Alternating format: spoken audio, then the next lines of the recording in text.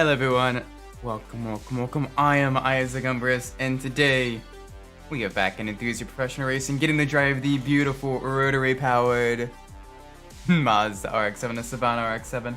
Welcome Fonty, welcome Ford Shelby GT. I do hope both of you are well today. We're gonna be enjoying this speedy little classic rotary. It's gonna be a good vehicle. It's gonna be really enjoyable to drive. Nice vehicle from the early 80s. So get to have that smooth. Oh, the overrun sound as well. It's not even upgraded yet.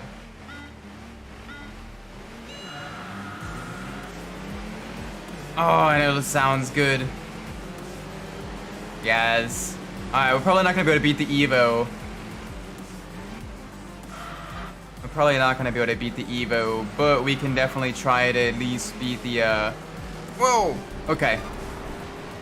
Car is a little bit squirrely. How's it going? Also gonna rest in bed from all the panic going. Yeah, no, I totally get that. Getting your account hacked is no easy. It's definitely a very stressful time. Glad you managed to get it back though. That's good. But yeah, no, I can imagine the stress. You're like, oh shoot, you know, am I at risk of getting other people hacked as well and everything? So yeah, no, I get the stress and frustration and everything.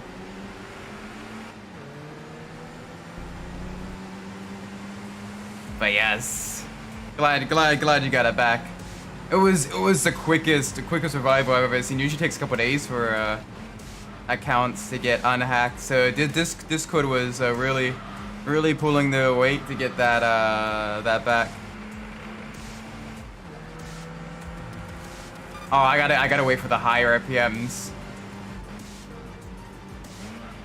I gotta wait for the higher RPMs. The higher RPMs, you hear a little bit of the overrun on the exhaust, and oh my gosh, it sounds so good when you're in the third-person mode. Downside is it's difficult to drive in the third-person mode, so you hear more of the intake and the turbo here. But third-person mode is, oh my gosh, it sounds so good. Let me get onto the back straight of Tsukuba, and I can let you listen to the overrun a bit. Cause holy cow. The RX-7, I absolutely love the RX-7. It's definitely in my top 10 like favorite types of vehicles and everything, and definitely one of my favorite of like the long-running cars. It just sounds good. Oh, happy birthday! Well, happy almost birthday. 2 weeks on Saturday. So once we get to this Saturday, it'll be 2 weeks until your birthday. Is that correct?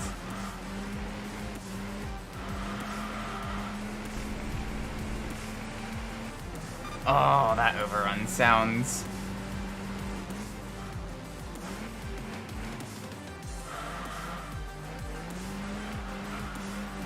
I'll have to add that June 8th. Okay, I have to add that to the birthday section on the Discord after the stream. If I forget, please, you know, let me know. Remind me so I can add it. I might actually do that after this race, real quick. Don't let me forget it.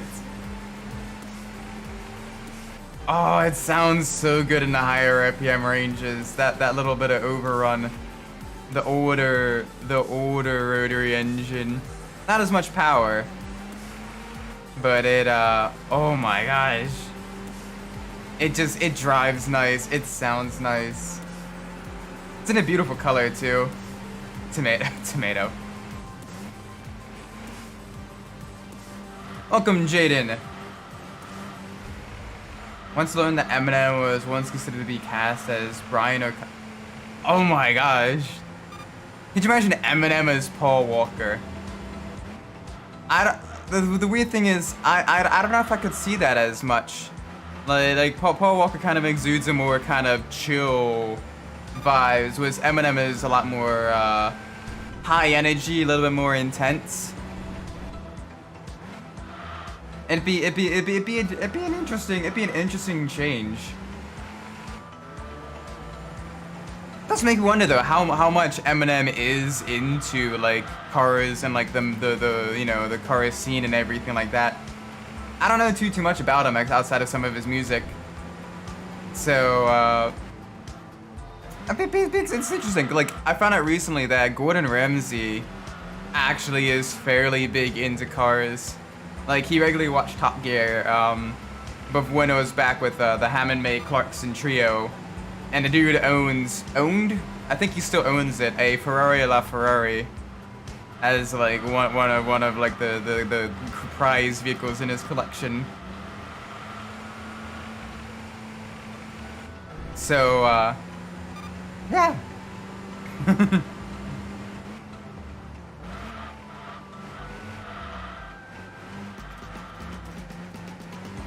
I gotta be a little bit careful through here. Whoa!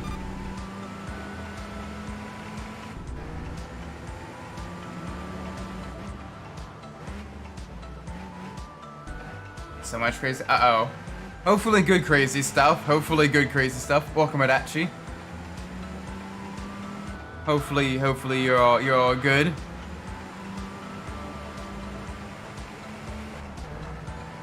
I'm watching the Top Gear news compilation with one funny moment you're like, is it the Dacia Sandero?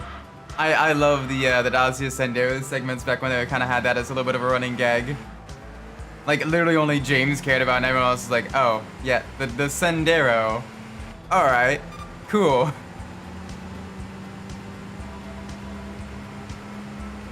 Easy on the brakes, get it rotated around the corner.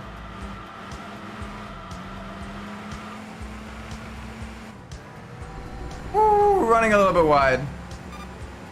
Little bit spicy. We got the two Evos that are in actually a really close battle. And then I'm kind of in no man's land in third, and then fourth I think is the 131 Abarth. So we're a little bit spread out, unfortunately. But yeah, doing all right. Oh, it'll be at least easier to get some upgrades to the vehicle. Yeah, the next one I think is going to be the tires, and then a weight reduction upgrade after that. No, sorry, tires and then a power upgrade, so we get the more throaty exhaust. Persona 6 leaks? Ooh. Do we have more info on where it's gonna be set? With the general like ideas on that?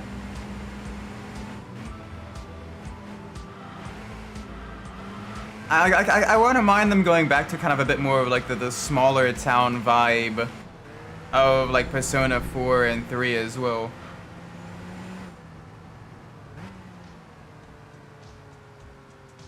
Logo is possibly real. Ooh. Damn, that's gonna have to be something I stream. I play off stream then, because unfortunately Alice doesn't let you like fully complete the storylines. But that'll be a fun one to play. If that'd be a fun one to play. Definitely want to do that. Yeah, but give me the tires. It's gonna be set in Japan. Oh yeah, 3 was set in a city. True. But it felt smaller for some reason. I guess just because it's an older game. Like 5 feels absolutely huge. Here's a failing a driving test when instructing initiating the emergency brake by saying, "Look out, there's a small." Dude, it's a kid. You can make another one. Yeah, 4 was a small town, and then 5 was like Tokyo. So I wonder what they're gonna do. If they're gonna do another city, Osaka would be a really cool one. Osaka would be really cool. That one, because then you have, the Kansai district. You have, the Tsunsen-taku, that giant neon lit Space Needle-esque type building. I just want to date dudes. Yeah, give us options, Atlas. At least give us a choice. That'd be kind of cool. Or at the very least, let us play as a female protagonist again. Like 3, let us do that. Let us do that again. James, did you talk during your last visit? Mention something about 6 of... James is great. The older I've gotten, the more I enjoy James's humor. Oh, nope, nuh-uh. I'm sorry, buddy. You were on the ceiling. You were on the ceiling. Do not end up in my lap. There we go. Okay, that has been dealt with. I'm sorry, Spider Bro. You had to. You were up in your corner. You were fine. Don't immediately. Don't do that. Even date you reloaded. What? That's ridiculous. But yeah, no, like the Persona games, unfortunately, yeah, don't.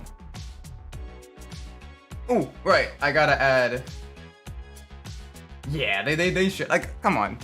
Like, Ryuji's super cool.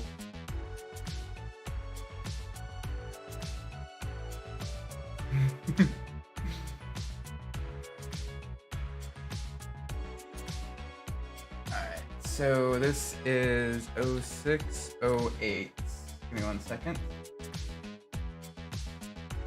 June 8th. 608.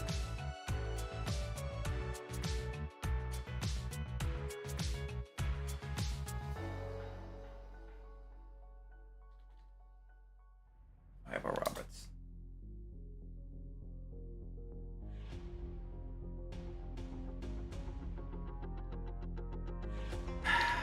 One second.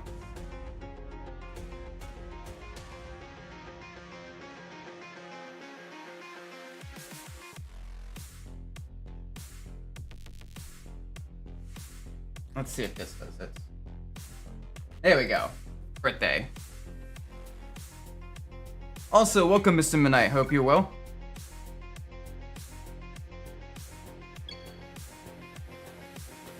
Isaac likes his personal space, which is funny because Isaac, the bean also. Nah, see, the bean doesn't bite me though. Spiders are not fun to be bitten by. I don't mind spiders when they're vibing in their own corner and everything like that. You know, sticking your lane and everything. When they're crawling around on my leg, then it's yeah, nope, sorry, Spider Bro. I'm playing the 1000-year remake. How is that? Is it an improvement over the original? About the same? A little bit of good, little bit of bad? A little bit of good, little bit of bad? How's that been? It's cool that we started playing Paper Mario 64.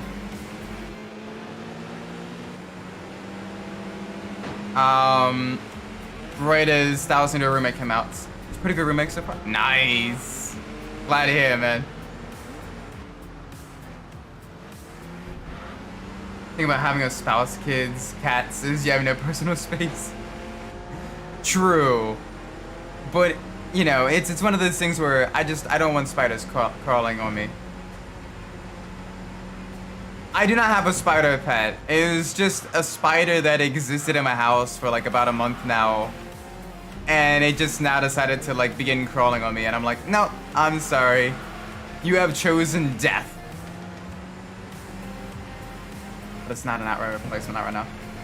Alright, still it's cool that, you know, you have the option to play like the remake versus, you know, they're like trying to either emulate or get the old one on like GameCube/Wii.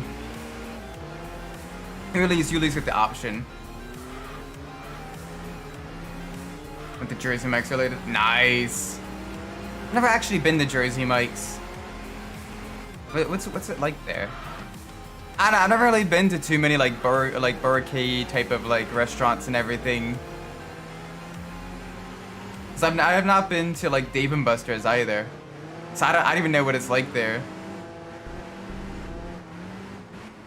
Hopefully there's good games at least. The more legs it has, the worse. Yes! I don't know, wasps only have 6 legs and they're pretty horrible. She's a no. I'm sorry, spider girls are not my favorite type of monster girl. Lamias though, maybe. I mean, imagine getting like a full body hug. Bonk, why are you breaking on the exit? Don't break on corner exit.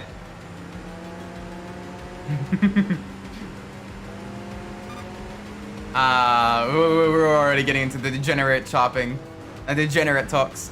So, favorite monster girls? Why not? Me personally, robots. Robots are good. Lamias are good. Cowgirls, yes. Cat girls, yes.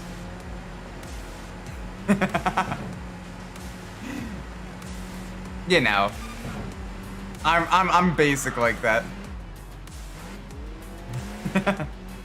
Like GameCube 1000 remake is now in the 50 to 80. That's still a lot of money for you know, a fairly old game.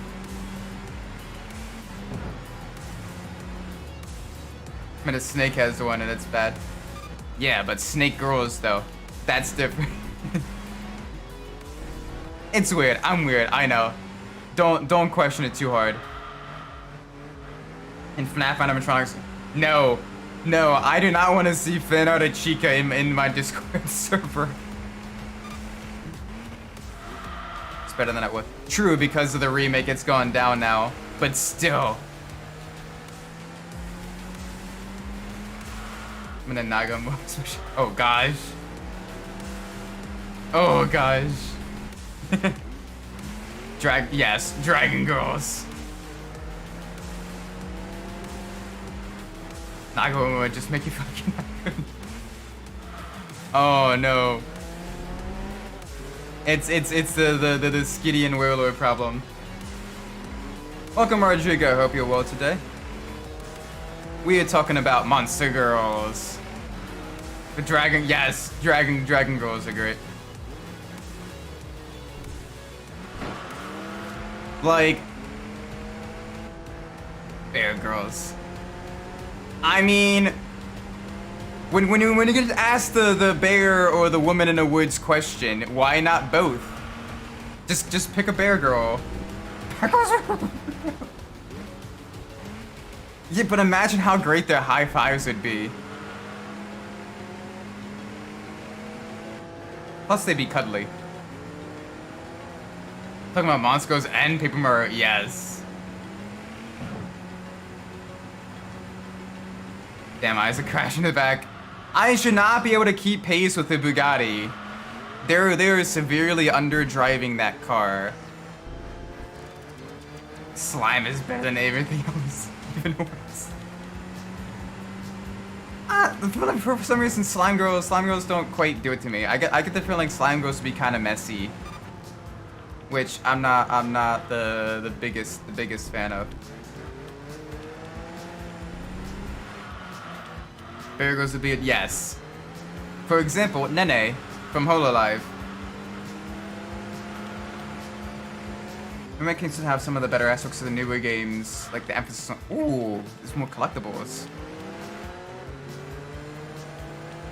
You like that one Pokemon that kills you by yes. Hey, I mean, there are worse ways to go out, you know?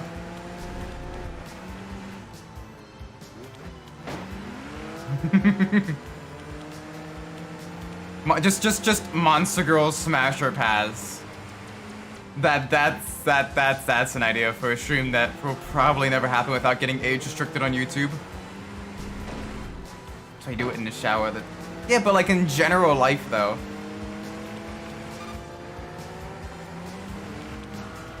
Oh! Not really more collections, it's more reason to collect them.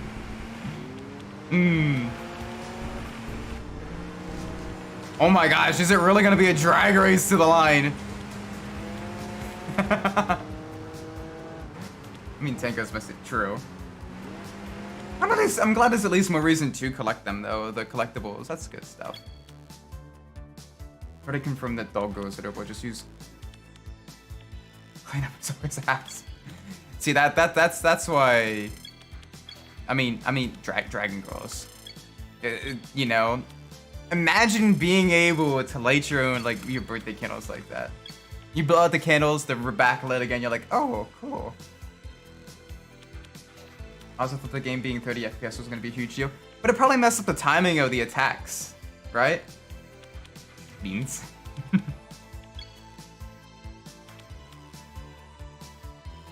With the dog girls, you also have Bonnie Barkswell from Glooby, and she's cute. She's cute. You know, I would, you know. It did, yeah, it messed up the timing. It makes it a little bit more difficult. The timing window is now a smaller amount of frames, which makes it a little bit difficult.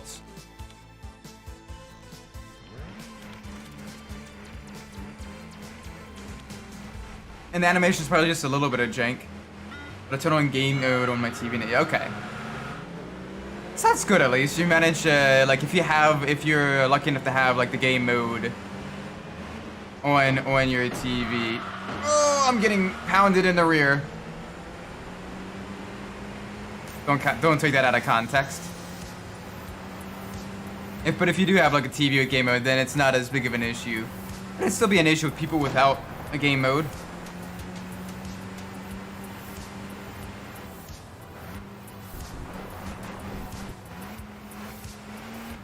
Not see the appeal of this FNAF stuff unless they're adults. And even then, like, the whole being possessed by dead kids thing is, a little bit creepy. Like, nah, no thank ya, no thank ya. But, like, other types of robot girls, though, like Roboco, or, I guess, like, yes. There is a reason why I guess is one of the ones I romance the most in my playthroughs of Persona 3. One, because she's genuinely adorable.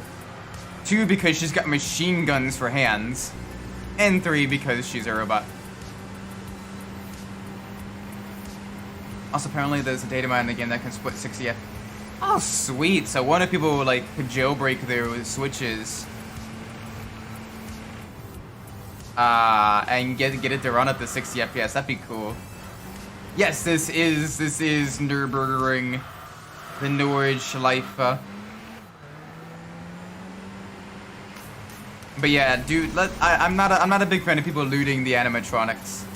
Like, the storyline itself is kind of cool, and the games are interesting and everything. But like the whole being possessed by a dead kid kind of ruins it a little bit, you know. You don't. It makes the lewds creepy.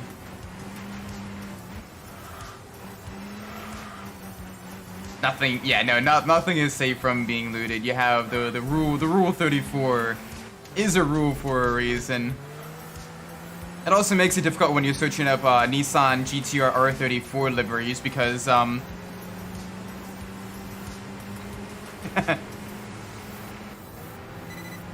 you know,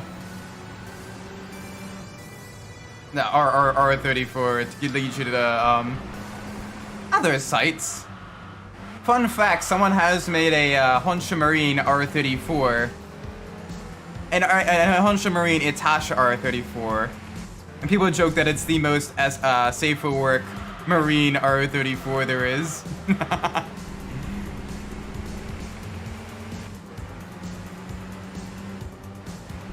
There's no Suki bike.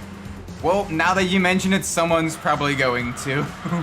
That is rule 35 of the internet. If pointed out that no lewds exist of material, someone will make a lewd of it. Oh, between software and hardware. Boy. Not the R. Yeah, no rule 34. The series is obscure enough, there's no R18 for sure. True, but it has to be pretty obscure for there not to be any lewd stuff. Like, people have made lewds of the Flat Out 2 characters. Like, bruh, that is some dedication. I mean, Honsha Marine is already NSFW by himself without help. Yeah. This is the reason she has the most, fan content of all the holomems. And I pointed out for 5 years. It's a matter of time then. Unfortunately. 3 things are certain in life: death, taxes, and lewds being made of your favorite characters. That's just 3 there's just 3 certainties in life. Soon. Remember when James? Oh shoot! Don't reach out while trying to get a turn. And when James, yeah, James still hates Nürburgring to this day because he thinks everyone's trying to design cars for a test track or racetrack like this, and it makes him horrible to actually drive on like a day-to-day thing. It's an animation if it only showed up in 2 volumes of a manga.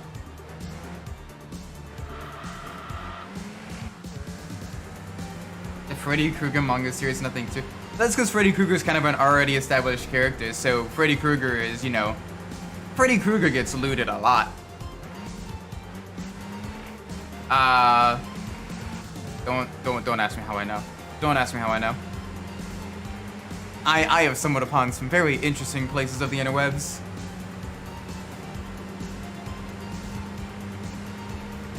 And it does not have loots, the automotives. Those are those like music notes, like squeezy instrument things, right? The automotives.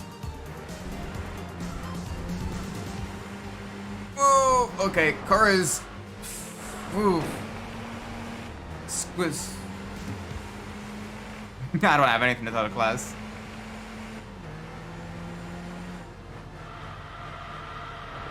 Also, it depends with the Nürburgring. Like, for actual sports and performance vehicles, it is a great test track because you are literally, you know, it has pretty much every single type of corner.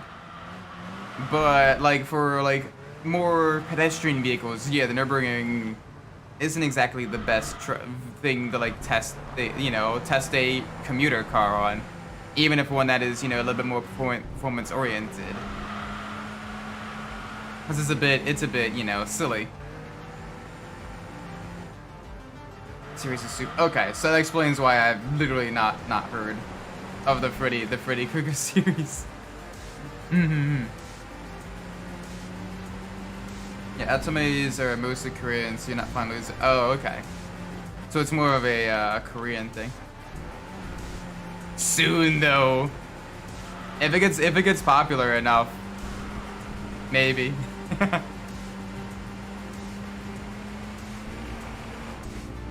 Holy cow. This car is just like really wants to step out on the high-speed corners. Like the rear end, it just wants to stick out. It just wants to stick out the gap for the Rizzler. No, don't bonk me. I'm bonking the wall enough. Do not bonk me.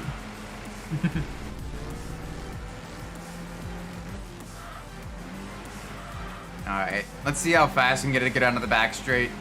We're probably gonna reach top speed because top speed in the RX-7 isn't all that high. The acceleration is decent because I set it towards a lot of, you know, more towards acceleration as well to get the slow speed corner exits. Now, Korean webtoons are another, oh gosh. Another level of obscure, another level of, like, being lewd-proof. Up there with manhwas. I'm scared now. I don't wanna know. Oh, that overrun sound is great though.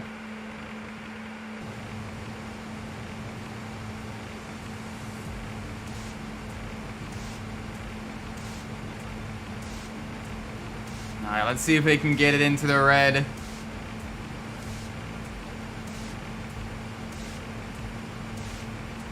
$146, $148. Okay, I barely touched the red. Okay. Keep it under control. Almost. Nice second. We did lose to the Evo, I think, but otherwise we did good. Those Evos are just quick. Have a bit of everything. Yeah. So a little bit of loot, a little bit of say-so, a little bit of fun stuff, a little bit of horror. Interesting, interesting. Got 11 points. The Nürburgring Need for Speed ship. Yes!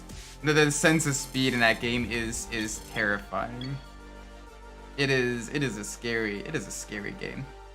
It's a fun game though, but it's a fairly fun game. Male lead, who is a tyrant, has an advisor he falls in love with that was actually a Korean desk worker in a previous life, and he has erectile dysfunction.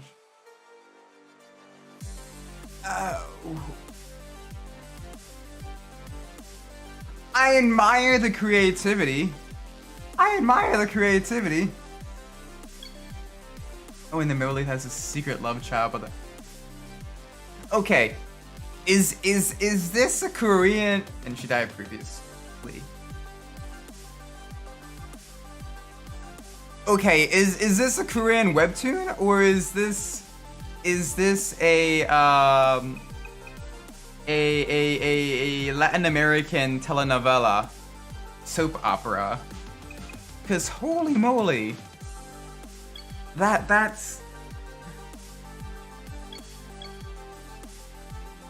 is some impressive lore.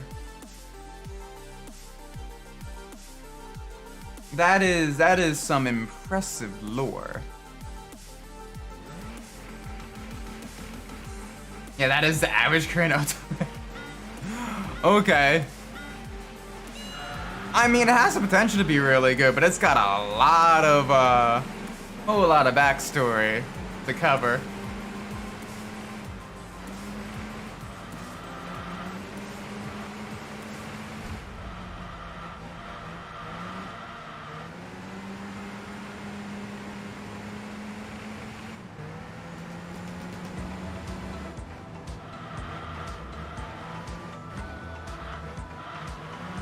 Fun enough, there was a webtoon like that, but it was not an isekai, but he had... What is it with Koreans and erectile dysfunction? Because his mother kept sending women who tried to poison him. I don't even know how to respond to that.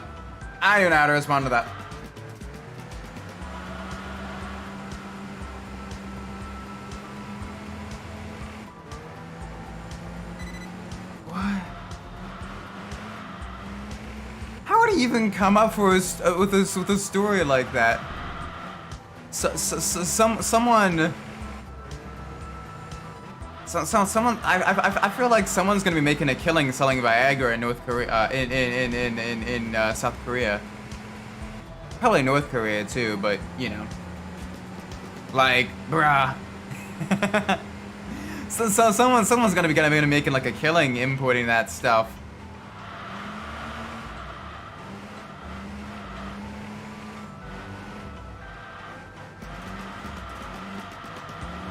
Combine it with a 5-hour energy, you get an extra hour to do, you know, some more work as well.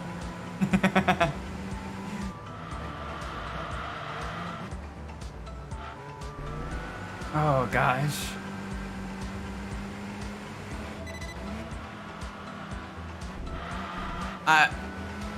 Like how many? I'm curious now. How many Korean animes feature that medical issue as a major plot point? Because that is awfully high.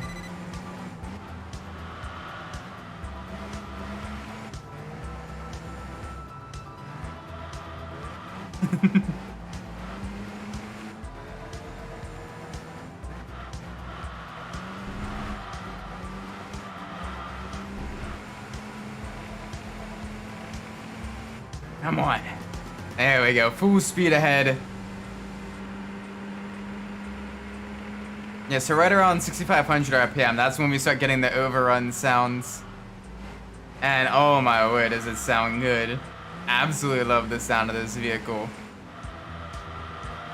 Like, I would love to own an RX-7 IRL. Be it the Savanna RX-7 or an FC or an FD, like, please. I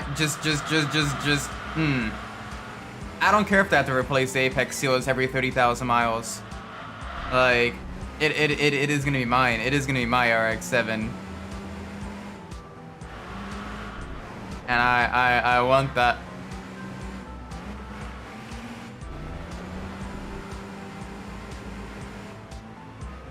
Ooh, okay, the AS Garaya behind us is catching us just a little bit.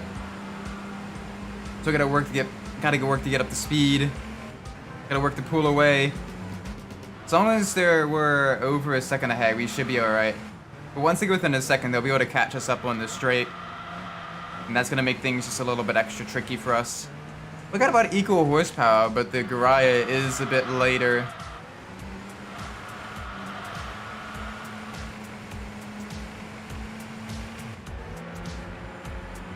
Just look at that though, it looks so good. I especially love it when it has like the mesh wheels, like the old style like BBS wheels with the gold colored mesh. Like it just completes that like 80s look. And I absolutely adore that. Like that is the good stuff. Ooh, little bit of touching grass there. Little bit of touching grass.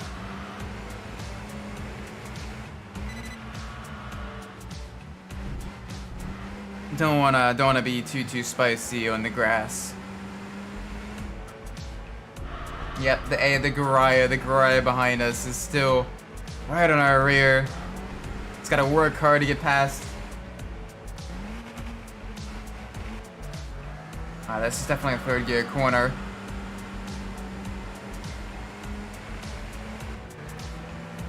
Alright, down in gear 1. Oh, it's gonna be a close one. They are gaining on us. I can hear the oh, that's not good. Just a little bump in the wall. Nothing major.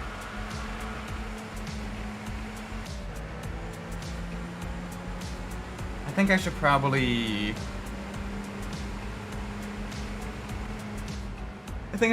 stiffen up all around because the car is a little bit wiggly. Car is just a little bit wiggly, so stiffening it up a little bit may help. This car gets a little bit dicey. One throttle, and I'm not as big fan of that. There we go. Give us a little bit more power. Now we can finally hear the engine. A little bit more aggressive exhaust note.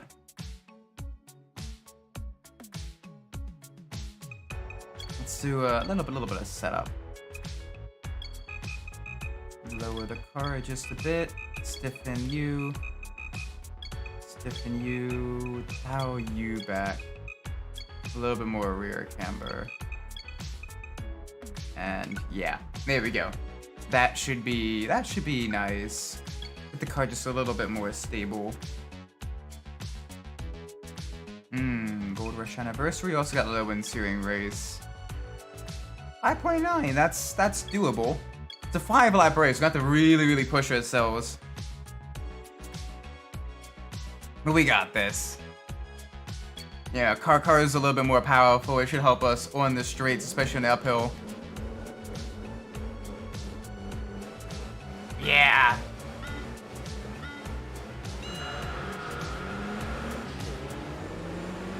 Alright, the forward drive Volvo wagon absolutely rocketing away from the start. We'll have to find a way to get past. The M3 GTR behind us also going a little bit spicy start. We should be able to hold a solid third place. We can stop the car from stepping out on us on exit. I'm not too sure what that black car is. I didn't check the full list. But that Volvo wagon is going to do really well here.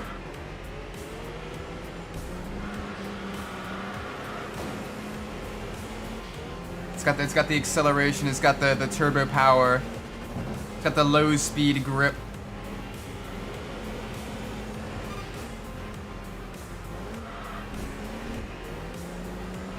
Alright, BMW is a little bit better than us on the brakes. Got to brake a little bit earlier than the Beamer. But in the high-speed corners, we seem to be able to be a little bit more aggressive than it. Able to really use this vehicle's weight transfer to its advantage.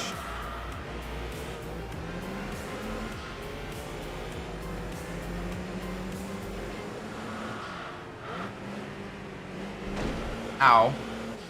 Yep, let's not do that. Don't do that, Isaac. That was very dumb.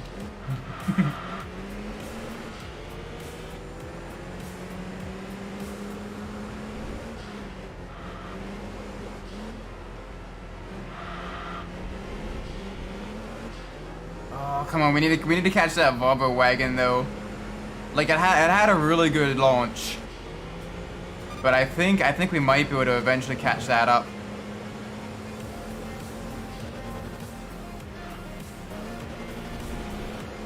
Alright, so that's definitely a third gear chicane.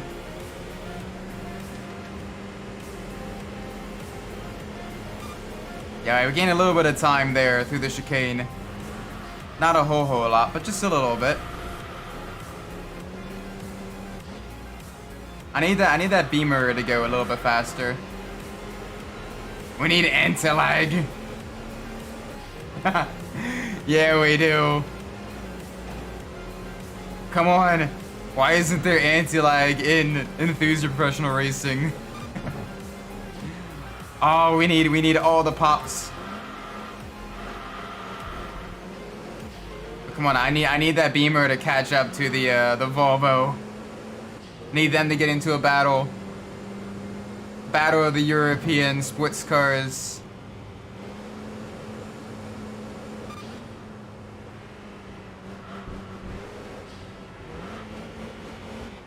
Oh, whoa, okay. Easy, buddy.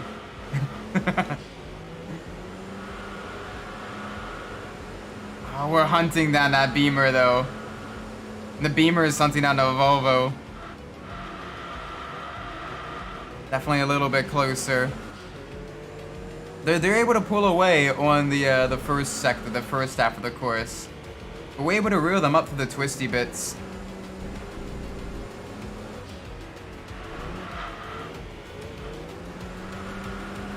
Oh my word, it is a tricky one, this car though. The rear end wants to step out quite a bit. So those make it just a little bit tricky. It's tricky to rock around, it's tricky. Hey, hey. Whoa.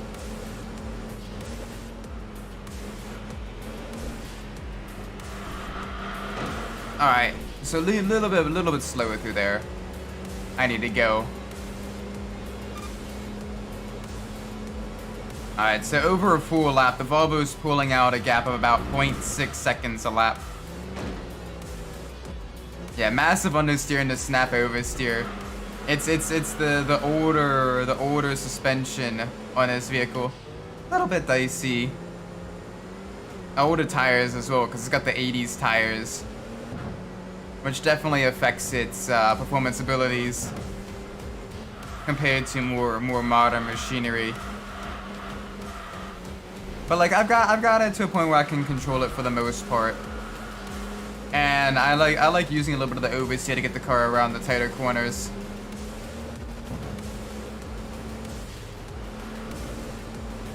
Just making sure we properly slow down the car enough for these sections.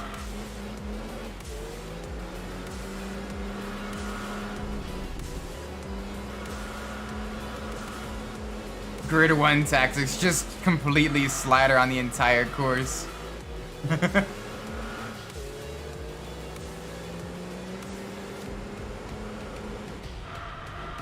And then Grid 2 came and it was basically just every race is a drifting race. Believe it or not, this might be a bit of a controversial opinion, but Autosport was my personal favorite of the Grid series. I really like the focus on like all the different disciplines and all that stuff, and signing for like different teams and everything. I like just how varied that game was, but all of the cars were like, you know, like in the sim realm. which was really, really, like, it was enjoyable. It had such a good track list as well. Lot of good, you know, real world circuits, even some of the deep cuts like Mont Tremblant. As one of them, which is a fairly obscure circuit that used to be owned by Lawrence Stroll. Not sure who owns it now. That was a cool track to race on, especially in the Indy cars, because it was a tough track to pass on, but it flowed so well. I love driving that, or the top level time attack cars, the unlimited cars, because those things were absolute rockets, especially the unlimited RX-7 and the Impreza. The Civic wasn't too bad. Should download Autosplit again. I didn't like some.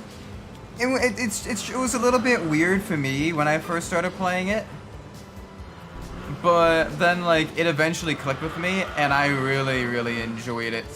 Basically, you can the way I approach it is more so like approaching like the older Formula 1 games, where it's kind of a bit more of like a choose your own adventure thing. I also found that sticking to one discipline too much really kind of made it a little bit dry, but like rotating through the disciplines made it feel a lot better.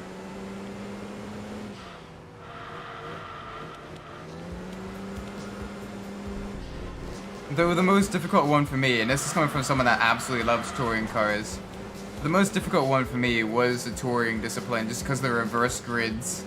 Same with the street one as well, because it was just very difficult to pass on some of those tracks, which made it, you know, a little bit tricky. Once you got to the top level of the touring cars, where it kept the same grid position for both races, then it was a lot better. The Brazilian stock cars, those things were really cool to drive. They wouldn't call it Brazilian stock cars, but you can tell like that's what those were like supposed to be. And those were really fun. Decent amount of downforce, lots of power. But still touring cars, you can follow each other fairly closely in.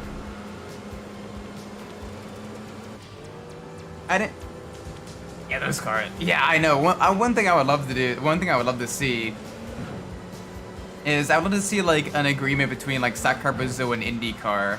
And what we can do is have like IndyCar, you know, like basically run like 2 races where they're like not on this track together, but like almost like back in the 90s and early 2000s with parts, where they ran Surfers Paradise on the same weekend that the Australian supercars ran Surfers Paradise.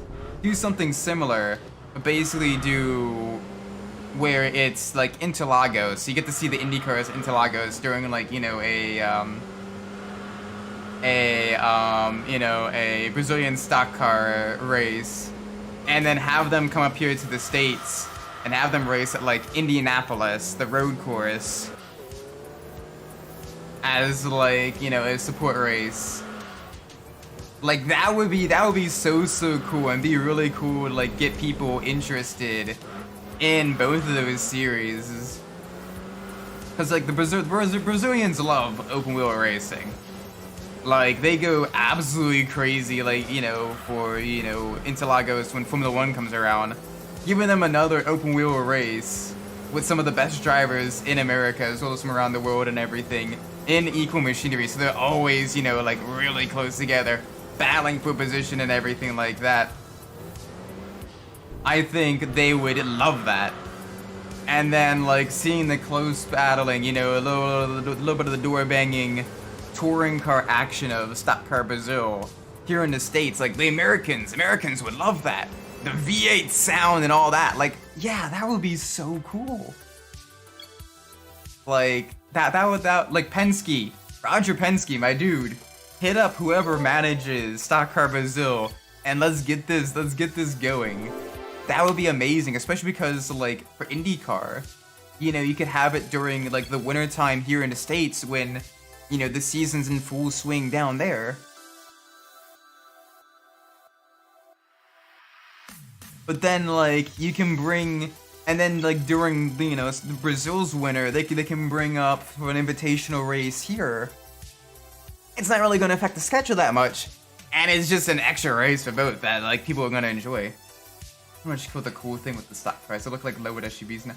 Yeah, but if the racing's still good though, like yeah, it's annoying that they kind of look like a bit chunkier, but like it could be a lot worse, right? Hopefully, hopefully I'm right. Like, and this is gonna be bad.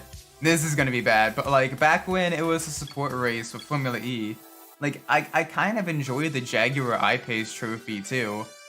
Cause just seeing the drivers try to like race around the heavier vehicles, like if they're all in like the same type of class and everything, it was an interesting race. It made for some good door banging touring car-esque action. Would it be great if, they were closer to like actual cars and use something lighter like, a Porsche Taycan or like a Tesla or something like that? Yeah, absolutely. But like, it was still kind of cool. Like I still enjoyed watching those when they posted those on YouTube and back when it actually was a support series race. Whoa, hey, Mustang. I'm still here on the inside. I'm still here on the inside. Don't cut me off like that.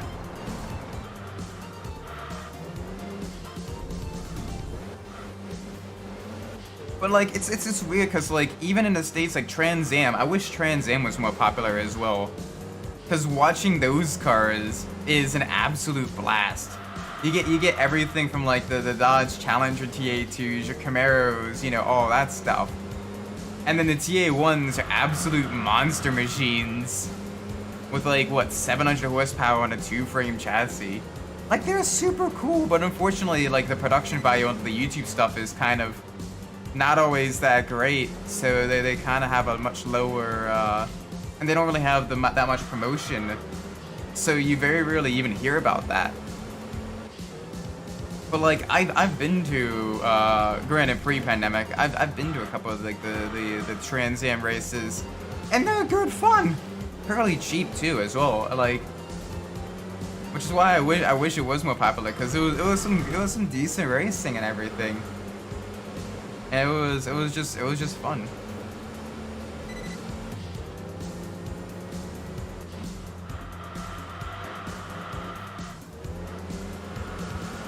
Ooh, boy. Alright, here we go. Keep up the speed.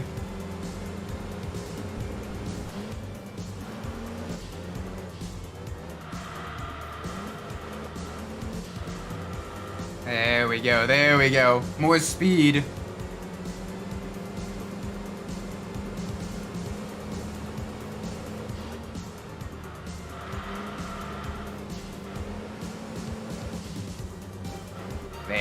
Very good. Nice around the turn. Car's a little bit dicey through here, but otherwise we're doing all right.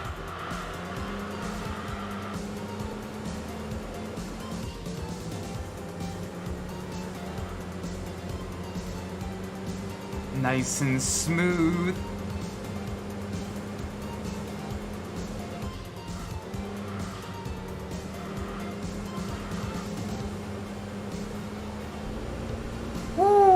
Alright. Little bit spicy through backwards Radion. Ooh, very spicy. Get into a nice heavy slide there.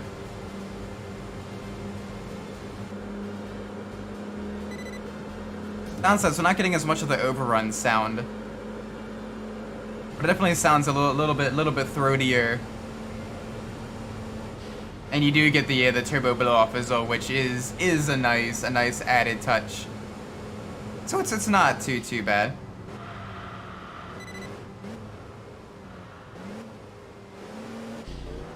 Gosh, I would love to own one of these IRL.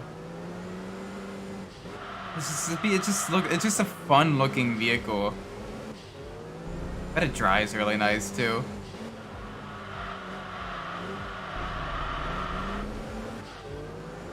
That's the thing as well that like I wish got more traction is the NASA and SCCA, like club level races. Like those things, one, they're super cheap to go to, and two, you get some really good battling in like really close cars, where everyone's trying to eke out like the tiniest little bit of advantage over each other within the regulations, and it is so much fun. But you get to see really close battles. It's nice. Like definitely recommend supporting like your local and club level racing scene, because that is like the lifeblood of motorsports. Yeah, it's always great to go to the big national and international level events and everything, you know, your Formula 1, your WEC, all that stuff. But like the smaller stuff, one is, you know, less hard on your wallet. And two, it's just really it's just good fun. You know, you usually get a lot more access to stuff like the paddock and everything. It is really good. So if you live somewhat close to a track, definitely recommend taking a look at the calendar. If they have like a website and everything, seeing what's all available, and maybe, you know, making a day trip or something.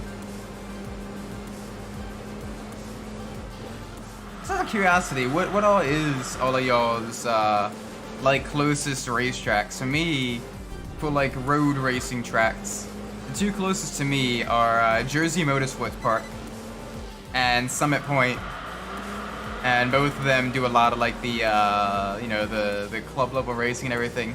Jersey does the Moto America stuff, which is also really cool to go to and watch.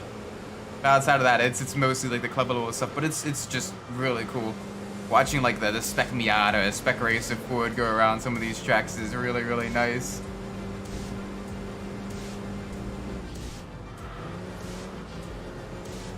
Most track besides some drift stuff is Interlagos. Ooh. Hopefully it hosts some other racing series as well. I know that there's some the endurance races and everything that race there. Like, yeah, the 1,000 miles, 1,000 kilometers of Interlagos, I think, is like a race that was there, still is there, I think. But it's basically like an endurance, a multi-class endurance race.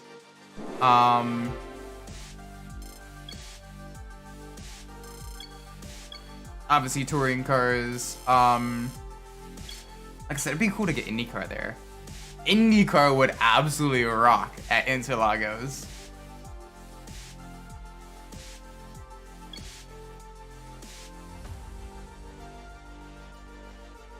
Does WEC run there anymore? It'd be cool to have WEC there as well.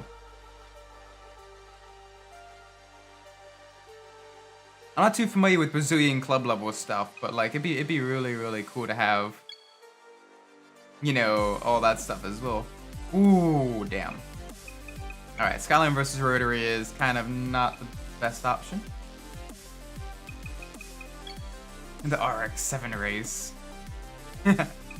3 FZs, 2 FDs, and I got the RX-7 Savanna. Let's do the touring car race. Let's do the touring car race.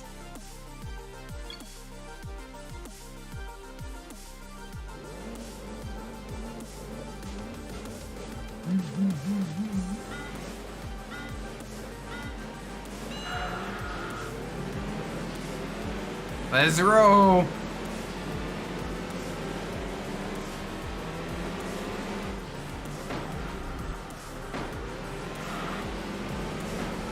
Alright, we got this. Full speed ahead. Except let's not, like, punt some of these old classic cars. Let's try not to get punted by some of these old classic cars as well. Ooh, hey, easy moving on the braking there, BMW. Alright, we got the Z, we got the RX-3. And then we have the BMW 2002. And then we got the RX-7 here as well. All fighting for position.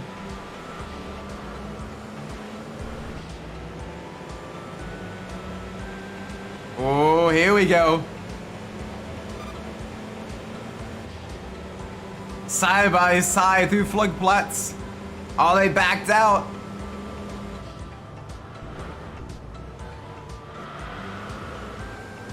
Nice and smooth through there. Good, good, good. Alright, this has definitely got a little bit more power compared to the previous time we've raced here. Goodwood Friendly's battle. Oh, I love the Goodwood Historic Racing. I'm so glad they still do that. Same with like the Monterey Historics.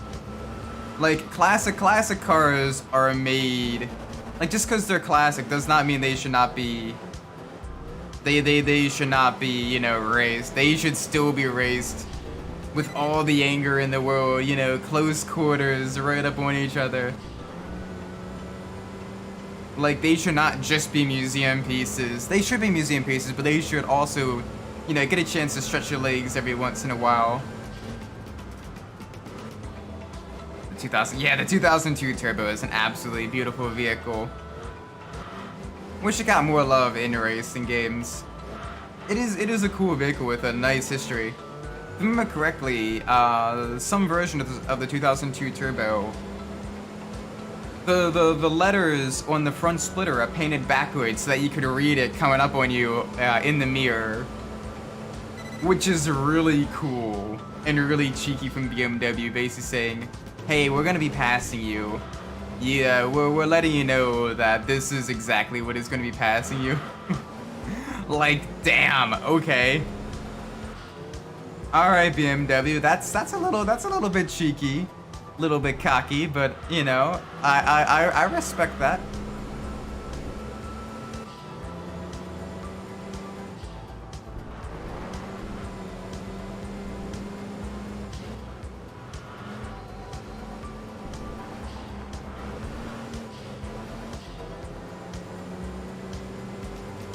All right.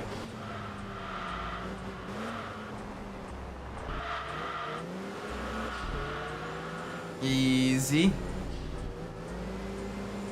There we go.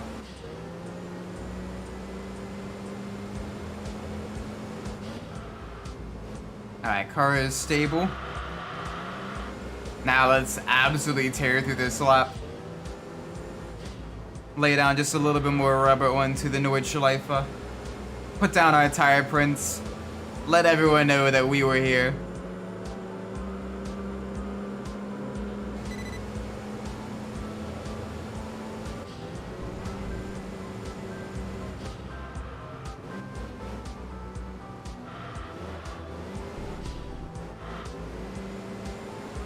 There we go. Alright. Now the highest speed section. Let's see what kind of speeds we reach now.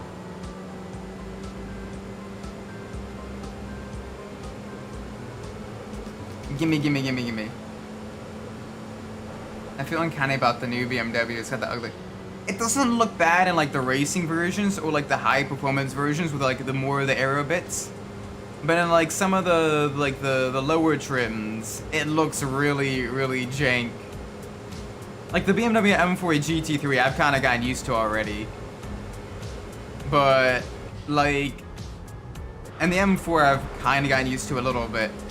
But like seeing just like the 4 Series with that type of grille is just, it doesn't look that good. It does not look that good.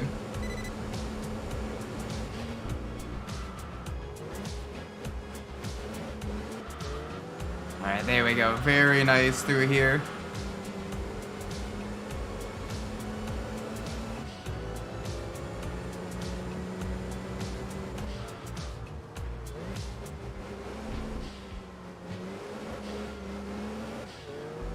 There we go.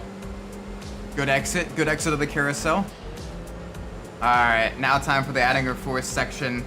This is honestly the trickiest part of the course for me from here until the final straight.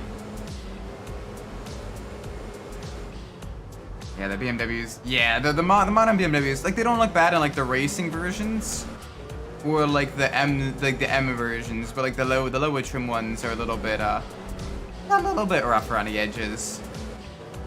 I do like the BMW GTP cart though. That is a cool looking one with the wide sniffer. Also, welcome Red Phoenix. Hope you're well. Even Unbound even has the front bumper that gives it the F90 look. Yeah. Granted, I get the feeling though that people are eventually going to get used to the front grille. Similar to how people got used to the Corvette not having round tail lights. Like, you didn't see any people upset that the C8 has the you know, the squared off tail lights. But when the C7 came out, everyone was like, oh, it doesn't have round tail lights. How could they do this? And there was conversion kits and all that stuff to give it the round tail light look and everything. And it was a little bit silly.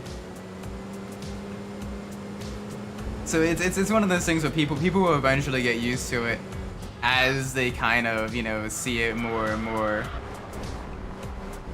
But yeah, it's definitely a little bit interesting. I still prefer the smaller kind of kidney shaped grill, but the big sniffs, you know, they don't look terrible. My cat messed up my keyboard. 1600 words. Your cat was trying to send something. Your cat was watching a stream. Your cat had a full essay typed about why I was wrong, and you deleted it. Nah, I'm kidding. Jimmer's gonna make so much worse. People are gonna be okay with the ugly grill. Yeah. It's gonna be like, all right, let's put that on an SUV now. This is the X17M, the new sport crossover coupe thingy from BMW. Does it see more people than you know, a 4 Series? No. Or no, does it see more people than a 5 Series? No. Does it have more cargo space than a 5 Series? No. But it weighs twice as much and get half of the MPG. Like, bruh. Oh shoot. Well, I've lost my BMW sponsorship, I guess. Oh well.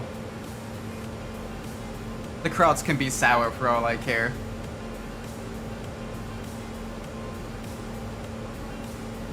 Yeah, bro, you delete. Yeah, come on. How are they gonna get a doctorate now, Adachi?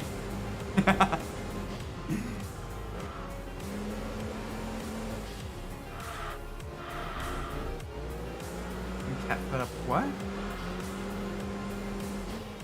I mean, I don't think it was like a hairball. It was probably more so just the cat sitting on the keyboard being silly.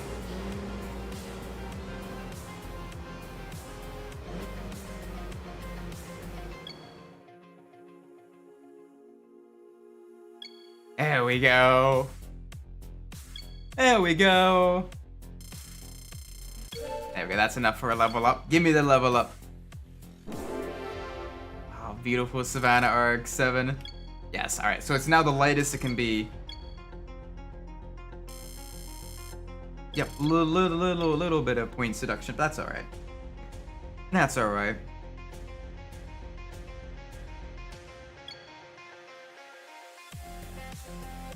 Alright, what's next? Got the RX-7 race again. Nürburgring challenge, got a high-speed battle, got another low-end steering race. Gotta be something else for us. I haven't raced in Victoria Road yet. And now I see why. Alright, so Lotus Esprit, Lotus Elise, so 2 Lotuses. But it's full of cat hair and cat loves to sleep. Oh yeah, I gotta replace the sheets on my bed frequently as well because the cat she loves being a bean in the bed. She's like, yes, this is my bed now too. This is my territory. You can tell exactly her favorite spot to sleep on the bed too, because that is like the highest density of hair.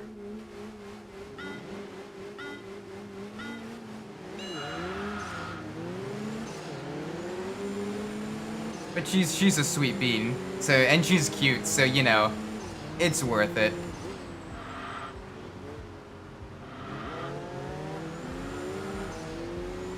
Alright, I got a Corvette behind, I got a Bugatti in front.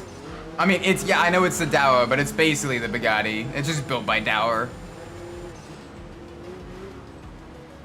People, when you say Dower, like, no one except for, like, the most extreme car enthusiasts or, like, you know, no. But you say Bugatti, and it's like, oh, okay, like the same people that made the Veyron. Like, yes, but they made cars prior to that. Ironically, I prefer the EB110 to the Veyron because it can actually corner. Whoa, why are you so slow out of there? I should not be keeping pace with you. Why are you so slow in the corners? Like, I'm trying to get past, but then they're so slow on like the exit. But then they pull ahead again on the straights.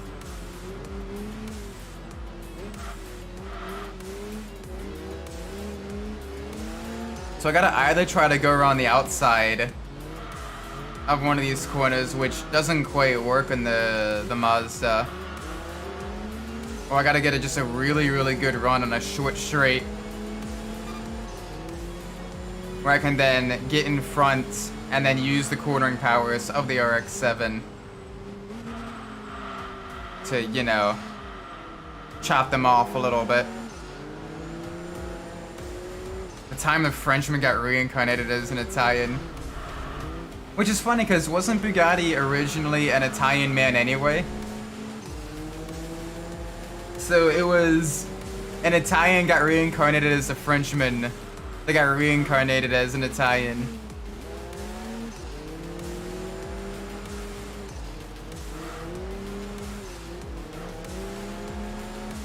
Oh, come on. And then Dower is, what, German? I think Dower is German. So it's the French, Italian, German monstrosity that for like a very short period of time was one of the fastest production cars in the world before the McLaren F1 came. Now he's German cosplaying as French. Yes. Owned by Volkswagen. There we go. Alright, up ahead of the Bugatti. The Corvette's now fighting the Bugatti. So that'll get him all, that'll keep him busy for a little bit. Gotta build a little bit of a gap before the next straight. Ooh, they're side by side. That's gonna compromise both their lines coming through these switchbacks. There we go. Yeah, they're still slowing down. They're slowing each other down. We're pulling a gap. We are gapping a Bugatti, ladies and gentlemen. The 80s RX-7 with the two little, you know, rotary engine is absolutely putting a smackdown on a 90s Bugatti that's got what, like 500 some horsepower and turbos out the wazoo. Oh, and then the American V8 Corvette also passed. Rob Dan would be proud. Yes. And then we got the Corvette pass as well. Do it for Dale, brother. Do it for Dale. Oh boy, easy through here. Alright, come on. There we go, much better, much smoother.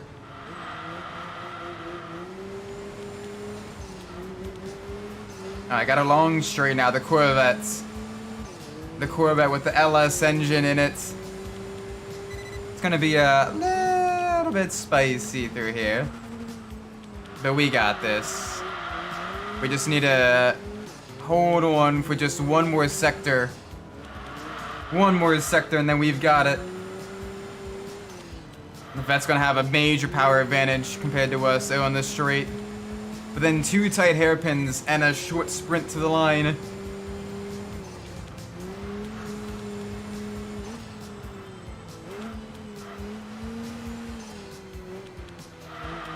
There we go.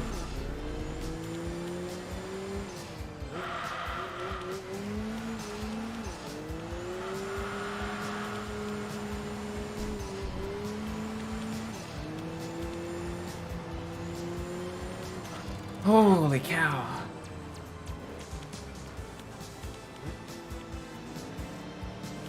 That was a tough race. That was a very tough race, actually. Holy moly. Alright, that was fun, though. Oh, not enough to level up. Sad.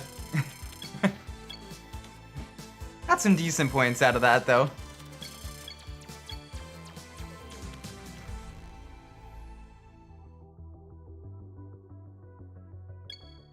Man, it is difficult to level up the RX-7.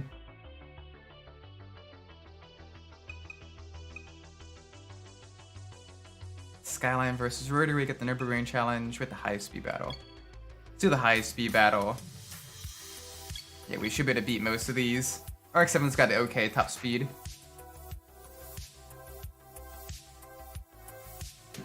The Legacy Wagon is going to be a little bit tricky.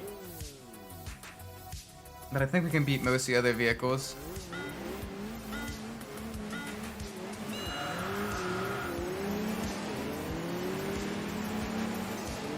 Come on. Give us the speed.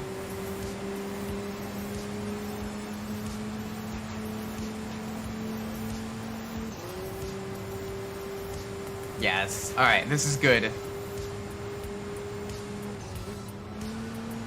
Alright, so yeah, 5th gear corner. Use that acceleration. Can we reach our top speed on this track? It's gonna be tricky, but I think we can do it.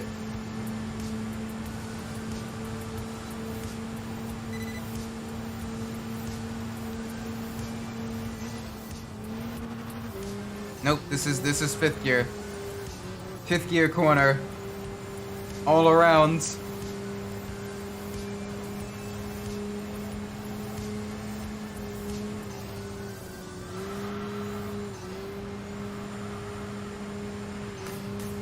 Little tip of the wall.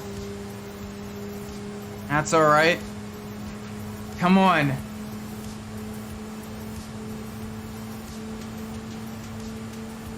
$143 at the line.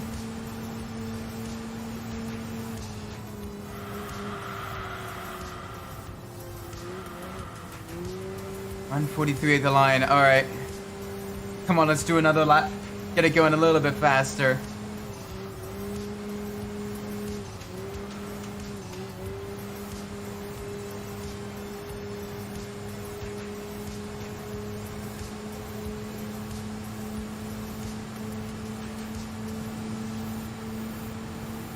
Come on. 147. Oh, can we get it? Can we get up to 150? Can we get it up to 150? We will try.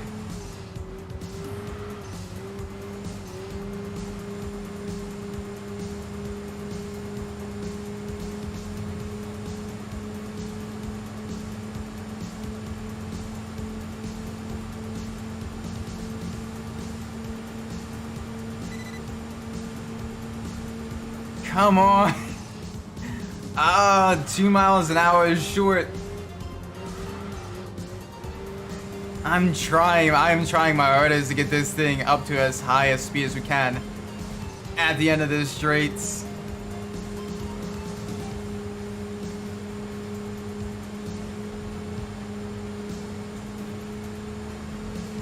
Oh, I got a good feeling about this one.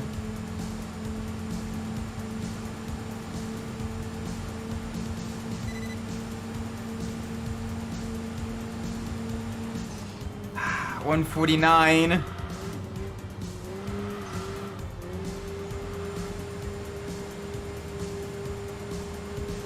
I don't think I can get it to 150.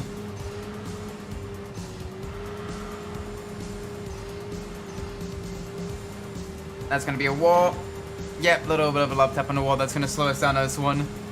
Come on. I wanna get up to 150 on totally not Indy.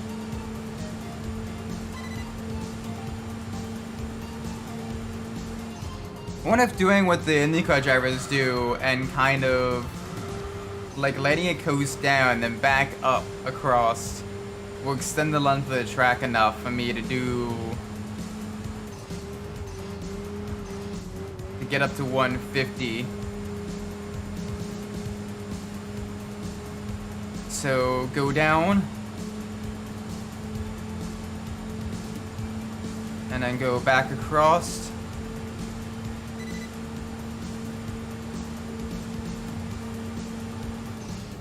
Not by much. Not by much. It did extend the length of the straight. Not by a whole lot. Oh man.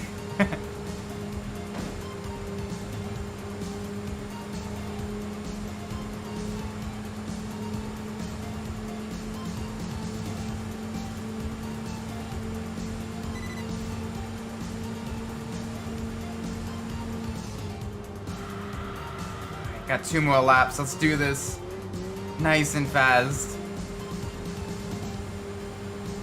And this should be able to level this up to the full max level. And then we can do a racing car after this, I think.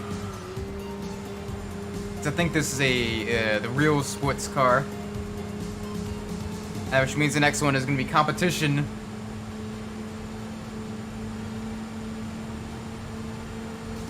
I think it might be another rally car, but I'm not entirely sure, so don't quote me on that.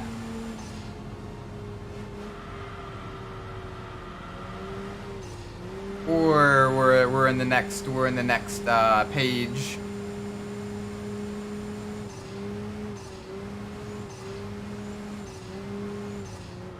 Ah, okay, that wasn't a good corner. That wasn't a good corner. We didn't touch the wall though, so that's good.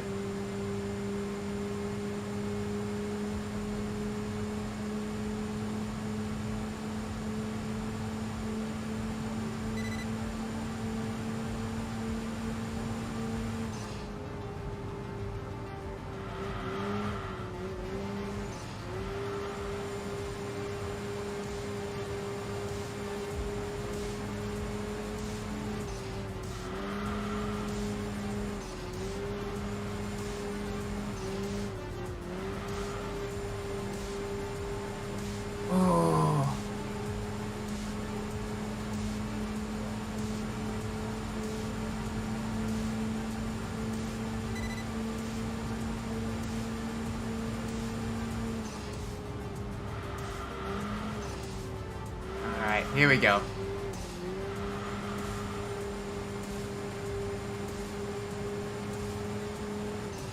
Oop. One more straight. Nice. Alright, no taps there. Keep it nice and clean. Alright, that one wasn't too bad. That was a fairly easy win.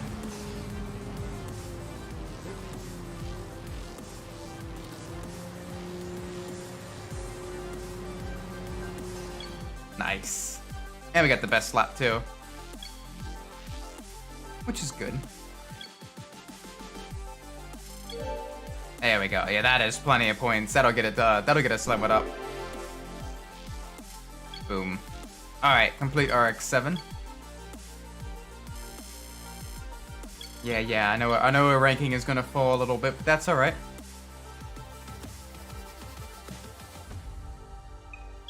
Alright, let's change. Let's change it to a competition car. I want to see what we have available to us. First page done, second page done. Okay, so we are on to the third page. We got 3 cars. We got 3 choices. Alright, so let's pull up the random number generator.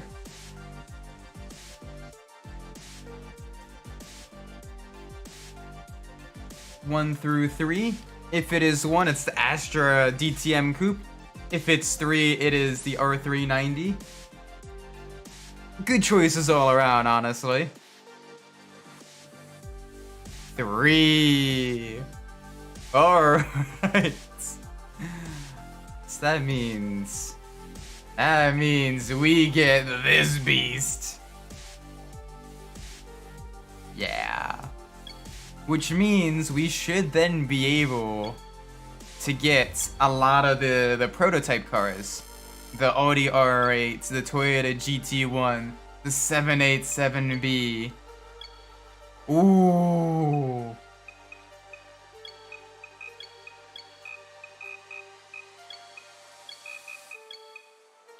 I don't want nearly that much diff lock. So this is gonna be fun. Alright. The race car series, got the race car series. Let's do low end searing. Oh no. Alright, got R8. Got the 2004 and 2003 Audi R8 with the Toyota GT1. The 787B. We're gonna be struggling just a little bit because they all look a little bit faster than us. But we are gonna try. I mean, we got a GT1 car. The TSO20 is also a GT1 car. It's not that much slower than the R8. Probably not that much slower than the 787B. So let's do this.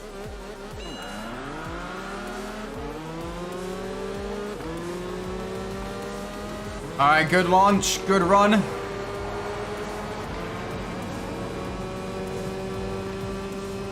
Yeah, use that downforce through the turn.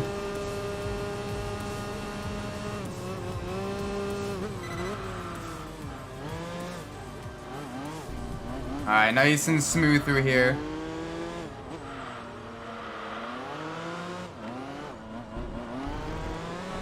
Oh! Continue my streak of establishing my dominance with Imola. Nice!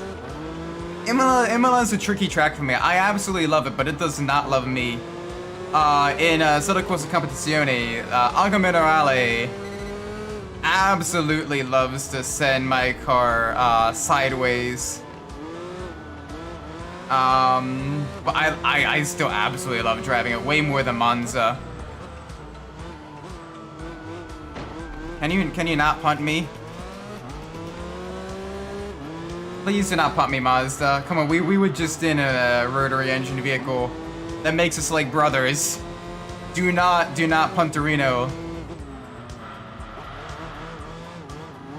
Okay. A little bit spicy there, but we're good. But yeah, you know, Imola's a really, really fun track. I absolutely love it. I always wonder what it's like living in like some of the houses that overlook the track at like the bottom parts, the final two corners. Cause like you look there and it's residential houses. So I'm always curious like what it's like during the race days and everything, living that close to a racetrack. Like if you enjoy racing, that's gotta be super cool. But if you don't like racing, that's gotta be a little bit of a pain. Cause then you're like, oh no, the cars are here again. Why did I knowingly move next to a racetrack that's been here for how many decades? But I guess you have to like racing if you willingly move that like right next to a, you know, a Formula 1 Grade 1 racetrack. Also, damn, that 787B is fast. So doesn't like the banking though.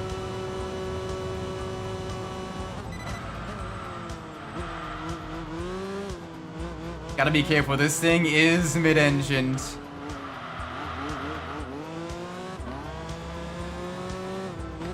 So I do not want to send it spinning. A little bit dicey there.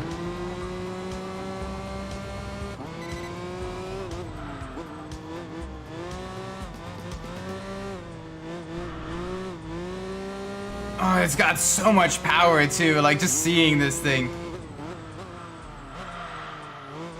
Absolutely tearing through the gears. We're in a proper fast car now.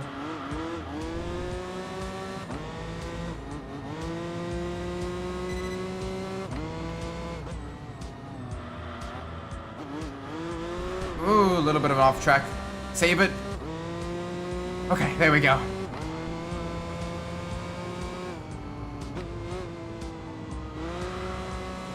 There we go, pull ahead of the 787B. Hopefully we can get a vehicle from this race as well. Be good to add some more vehicles to the collection. Because I know we are missing a few of the racing cars, and I think we're missing a few of like the compacts. Not sure what else we're missing. We have a decent amount of the vehicles. Probably we have the vast majority of them.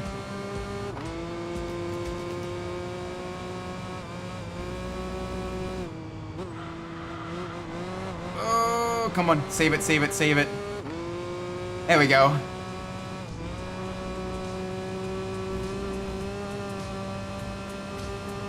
Alright, one more lap. Oh, I love this vehicle. Absolutely love the old GT1 cars.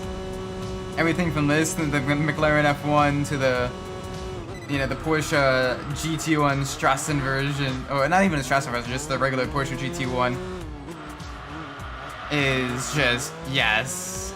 The CLK GTR, like, all of them are absolutely beautiful machines. And I just love the way they look.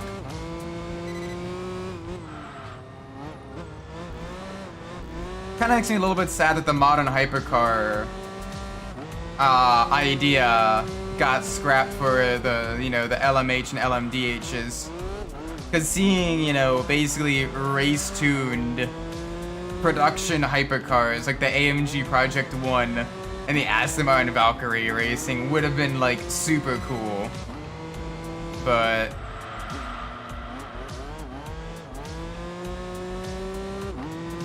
yeah. My betting keyboard will oh no. With the keyboard, I bet a compressed air might be able to work. But even still, then you gotta, you know, make sure you wear like, you know, like a face mask or something, because holy hell, that's gonna be allergy central.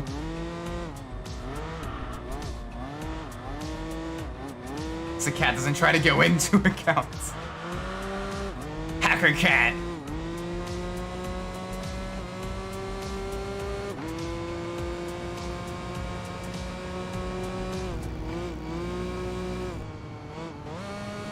Oh, running wide, save it, save it, save it.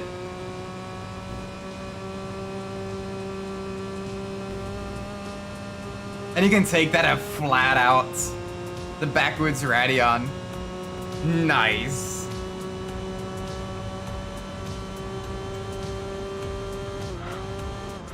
Holy cow! The Nismo GTR beat the Audi R8. That is cool. That is cool.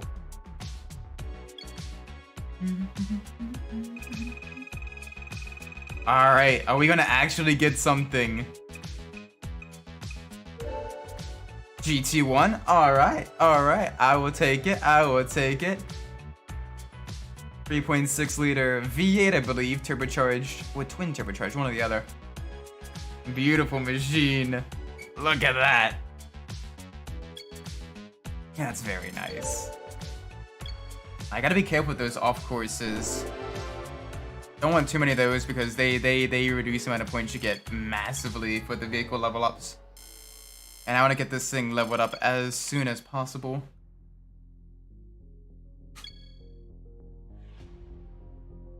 Alright, what's next? Got a race on the Nordschleife. The Nürburgring Nordschleife. We got Tsukuba Reverse. We got Speediopolis. We could try Speediopolis. We could probably eke out a second place here. The 787B is going to be a little bit faster because it's got more power, and it is a little bit more aerodynamic. But we could probably eke out a solid second place here. It'll be a close battle between us and the GT1.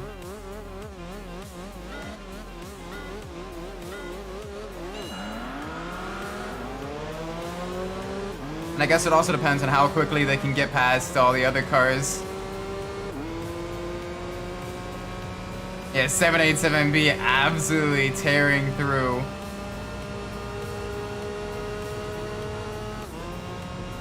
Oh, why are you braking? You don't need to brake. You don't need to brake there, buddy. This is flat out in cars with this amount of downforce.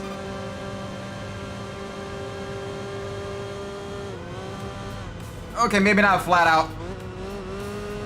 Okay, little bit of a lift. Little bit of a lift.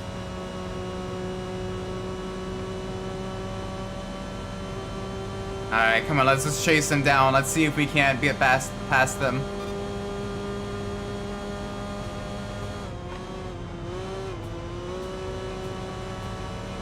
Oh, the 2000, the GT1 TSO20. Come on. It's right on our tail. It's in the suck.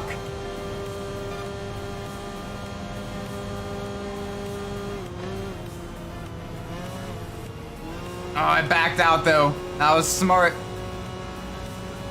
Good idea not to try to push the issue.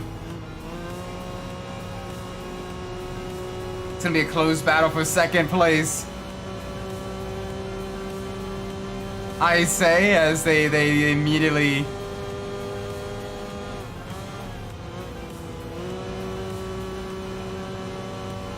Oh, come on.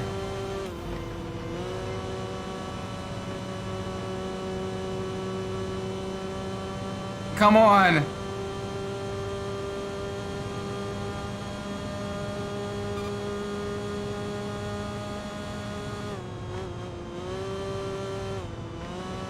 Dang, it's got some serious downforce to the turns.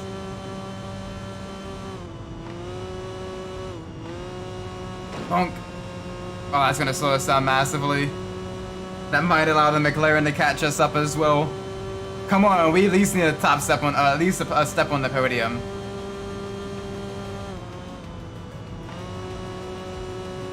Oh, I see them in the background. Come on, please.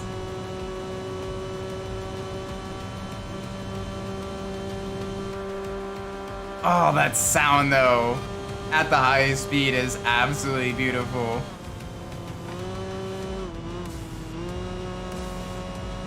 Doing 20 miles in like 5 minutes. Or 6 minutes, more so.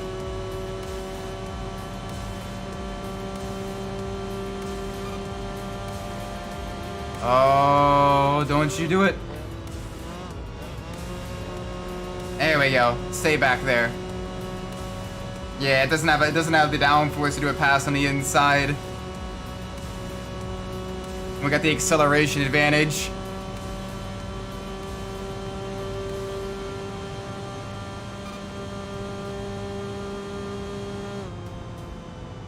Granted, we did kind of do a reactive block there, but it's an AI. What are they gonna do? Report us to the stewards? It's a beep boop. Beep beeps don't have feelings.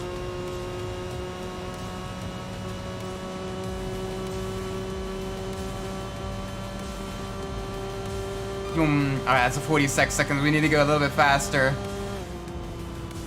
I say as I miss my liftoff point and my turn-in point.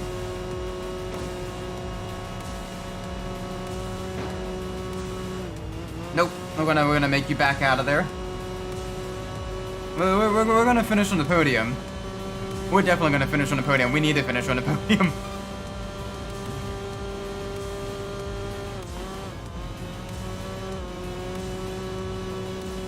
Come on.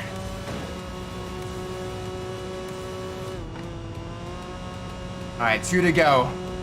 Minute and a half left. Then we get the potential for another car. A potential to unlock the 787B. One of the fastest cars in the game. Definitely one of the fastest race cars in the game. So that's gonna be exciting.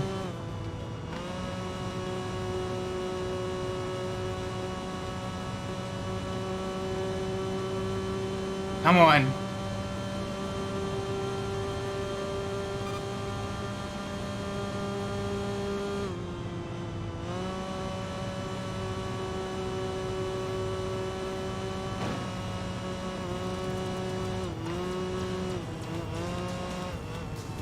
which was so popular that people mentioning me has me trending on social media.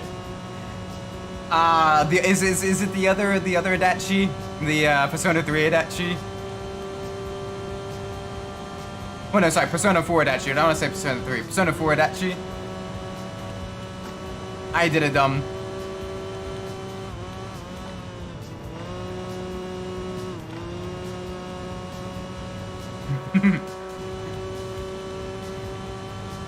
Come on, final 2 turns. We can keep it. I can keep it going through here.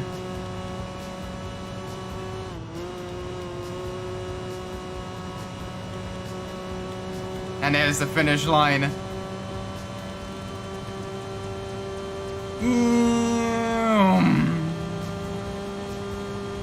Nah, I wish. Oh no, so why is someone trending on the socials?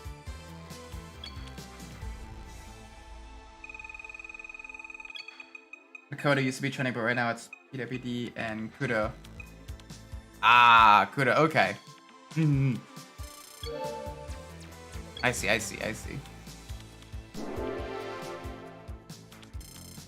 Yeah, no, it'd be cool to see like the one, you know, the one day, Isaac's trending. I'll be going to sleep, heading off to work tomorrow. Take care. All right, take care, Fonty. You have a great night. All right. Make sure you get some rest after the craziness that is today. Ooh, I could do. I am not gonna try a racing in the Witch Life. A racing in the Witch Life is going to be like absolute death. He's saying he wants to sue PWD. Why is PWD getting sued? What is? My mind is blanking. What does PWD stand for even? Ooh, a little bit spicy starting the wet.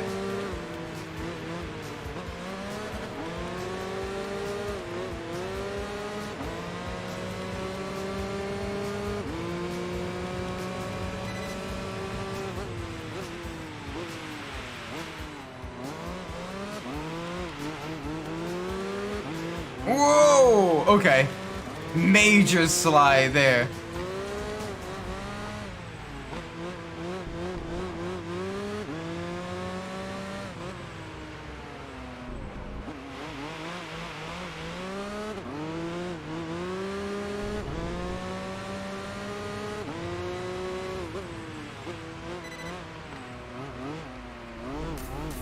Oh, PWP. PD. Okay, I still don't know what that stands for. My apologies, the acronym is not acronyming in my head. What does it mean?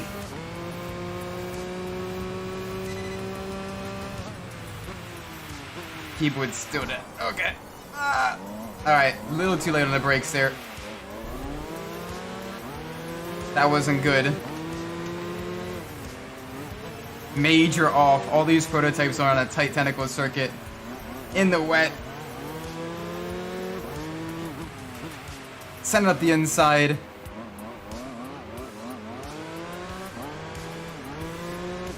There we go.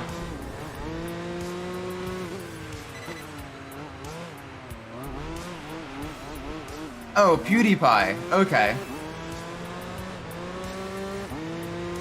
So why does Johnny want to sue PewDiePie? Like, PewDiePie's been like out of content creation for a while now. Kind of retired, like. What's there even to sue for?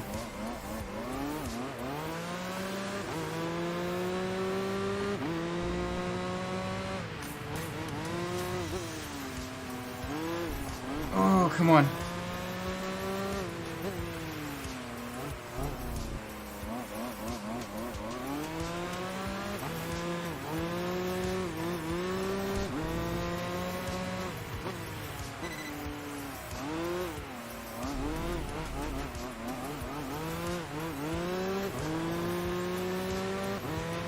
Come on.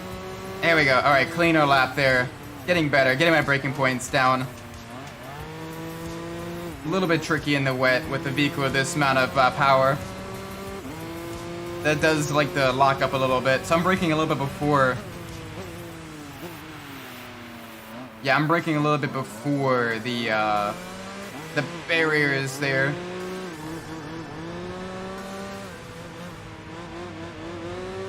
Oh my word. Alright, a little bit spicy through there.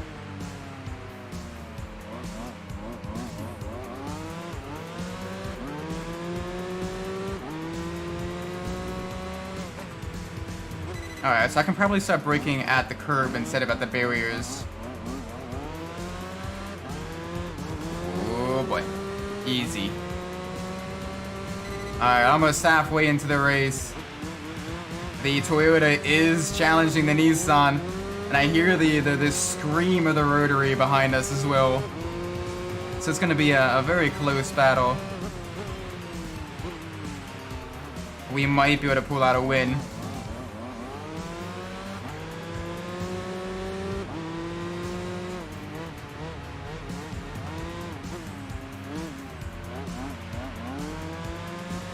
Might be able to pull out a win.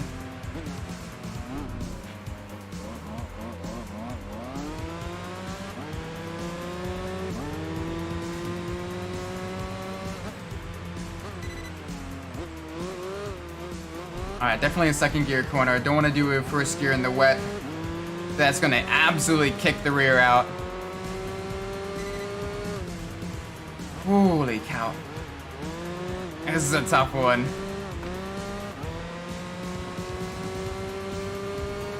We gotta push. Gotta push, push, push.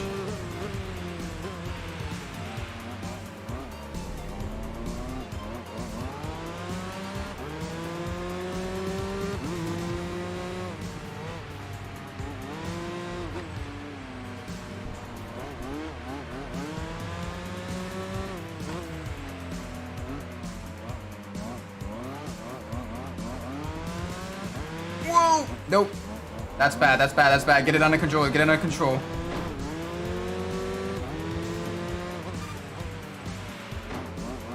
Alright.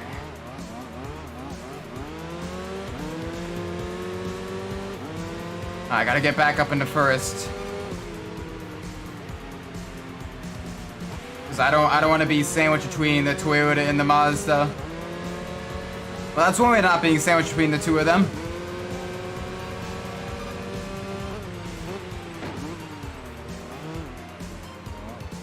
Come on, Mazda. If you're faster, get past the Toyota. One of you two. I'm not going to force it 3 wide here because it's not wide enough to go 3 wide. Oh, my word.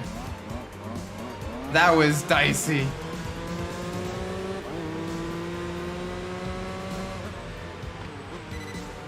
Oh, alright, Mazda's sending it deep. Mazda's absolutely sending it deep. I feel like I'm back on the Red Bull ring with all these dives.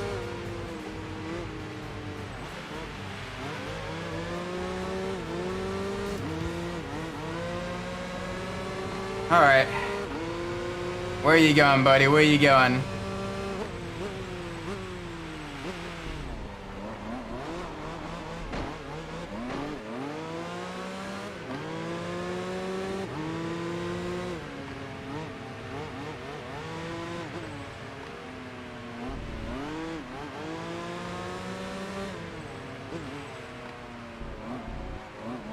Nice. Okay.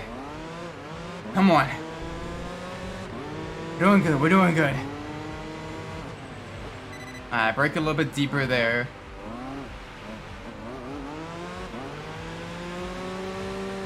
Ooh, alright. Little bit slidey. See the rears absolutely kick out. Yeah, this car is not too happy in the wet. Got a 4-way fight for first as well. Got myself in the Nissan R390. We got second place in the Toyota TS020 GT1. third in the Mazda 787B, that Group C monster of a car, and fourth in, I believe, the McLaren F1. No, the Audi. It's the Audi. It's the Audi R8. The, at the time, new LMP1 class car. All duking it out on a track that is way too tight for any of them to be on. But here they are.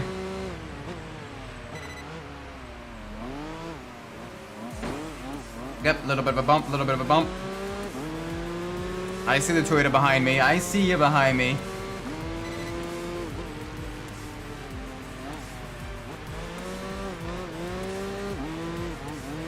Come on. There we go, there we go. That's not how we go. Okay, come on, final lap. About halfway through the lap.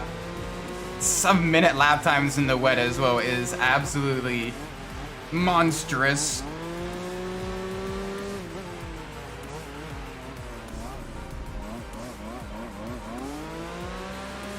Oh boy.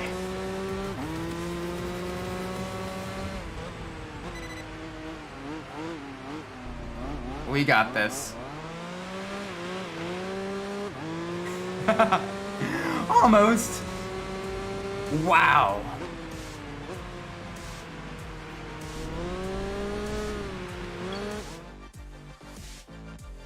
Jeez. That was a tough one. That was a tough one.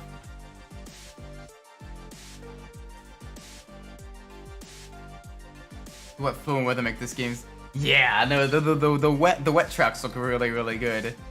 Like the low lighting and like the off-road tracks look really nice too. Did you know that the yellow Nissan 350Z limited edition has the PS2 and GT4 and the trunk gorilla? Yeah, it was a collaboration because you can also buy that very specific car in Gran Turismo 4 as well, which is really cool. Well, it's very pricey. There we go, there's the level up. Nice, a little bit lighter. A little bit lighter GT1 car. The sound design of this game is also really good. Like, graphic-wise, yeah, it's a little bit behind Gran Turismo, but sound-wise, like, oh my word. It's just, like, absolute... chef's kiss.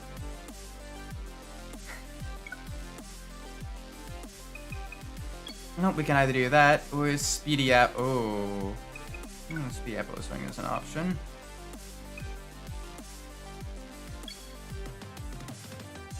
I could try backwards low end steering. Gosh, trying to get the line right for the reverse Radeon is going to be so tricky. Everything else isn't too bad. But the reverse Radeon is going to be a pain because you're going to be going down at blinds.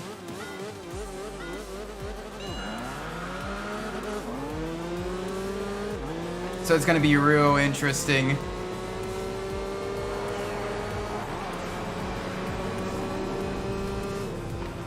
Oh, yep. A little bit of an off track there. Nothing major though. Saved it. Then the corner is gonna gradually get tighter.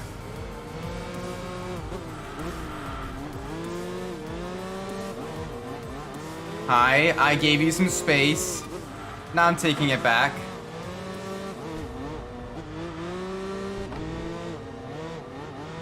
There we go. Bye-bye.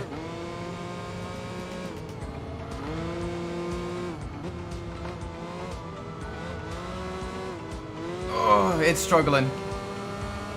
It's struggling.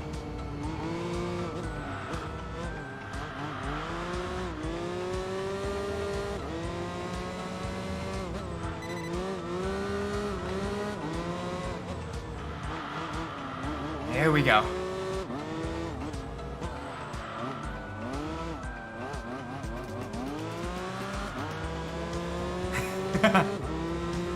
Alright, we're doing good. I'm not usually too comfortable with low end steering reverse. With a vehicle like this, it's not as bad. Nürburgring reverse is absolutely cursed in this game, though. Like, you get why they did it to increase the track variety, but holy moly. It is 120% cursed.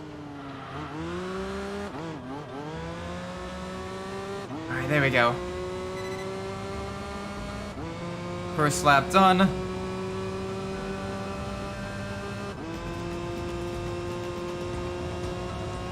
Now going up the hill, getting ready for backwards Radion.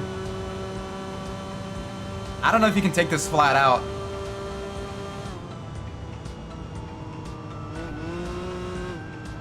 No, I'm glad I lifted a bit. So 170 is a good idea.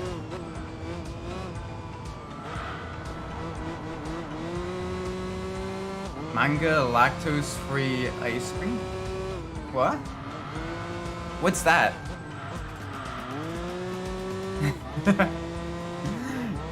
What's manga lactose-free ice cream?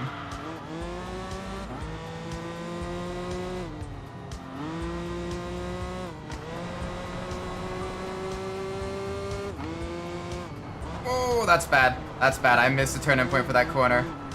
Get out of the dirt, please. Oh, I lost so many points there.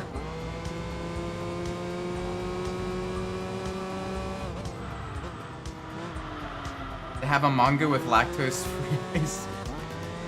I mean...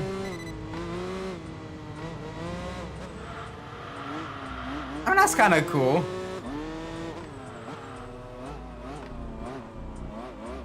You know, you gotta... Ooh, gosh. You know, if someone is like, you know... can you imagine a manga protagonist that's lactose intolerant? Like, that'd be kind of cool. Ooh. Alright, a little bit of understeer there. I'm like, you just like me, for real, for real. But I love ice cream.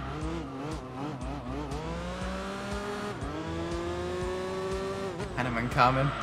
Which is funny though, cause like, you know, like a decent amount of like Asian populations, I think, like, aren't they lactose intolerant? So you think like lactose rice gonna be like the more common thing like shown, or it's just oh, we don't care, ice cream.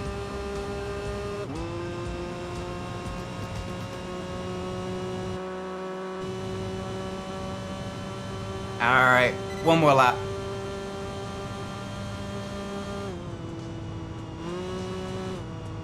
Nope. Okay.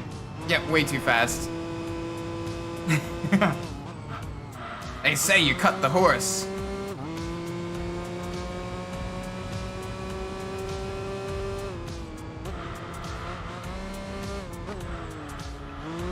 They have ice milk? What is ice? I'm scared now. What is... Like, do people actually put ice in their milk? Ugh.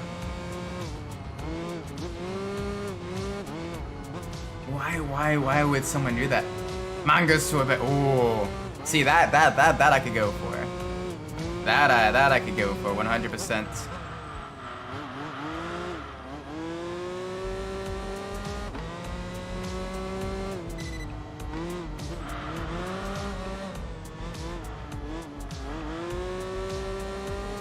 Oh, why do people put ice in their milk?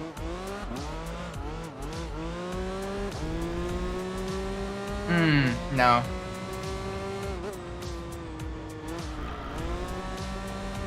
Nah, that's...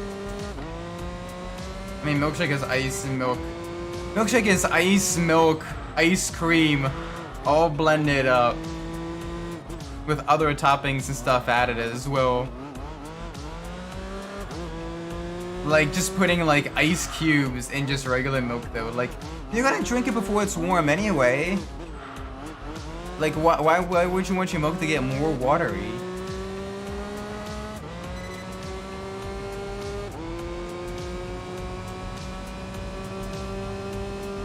Like, I don't understand. Like, it's gonna be in the fridge.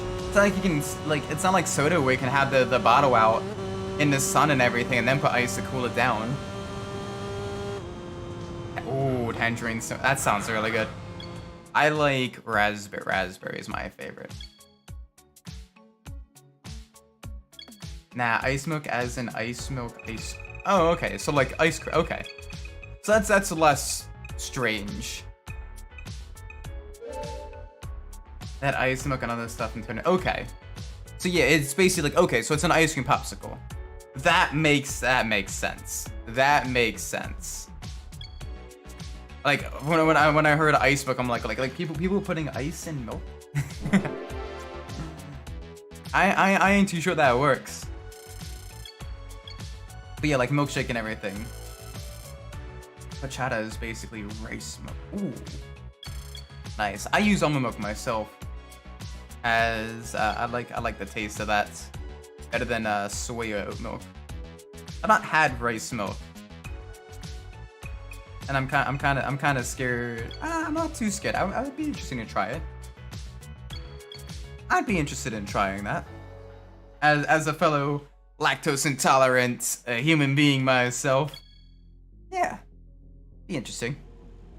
I like almond milk though, because it's really good in like baking and stuff, because you get to add a little bit of that almond taste, and it's really great in like the cereal as well, because you put in like Honey Nut Cheerios, and it's like almond Honey Nut Cheerios, which is like really good. Tastes like ice milk. Ice milk tastes like rice milk.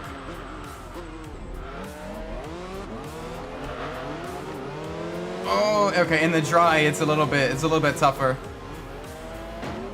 Look at the sheer amount of backfiring on these cars, though.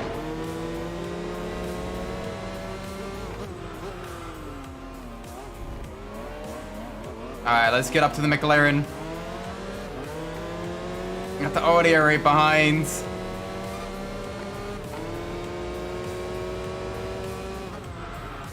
Whoa, okay, a little bit of locking up on the brakes there. There we go, use all the curbing on exits. Alright, so you can't really throw brake with this car because it wants to lock up on the braking. But we can keep it nice and tight. Yeah, second gear. We do want to short shift in these tighter corners. We still don't quite have the grip.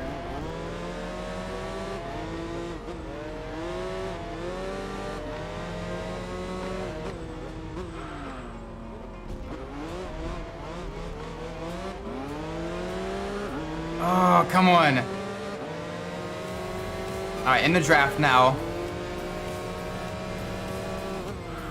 I'm alongside. Yeah, you're gonna really want to back out there. Smart decision.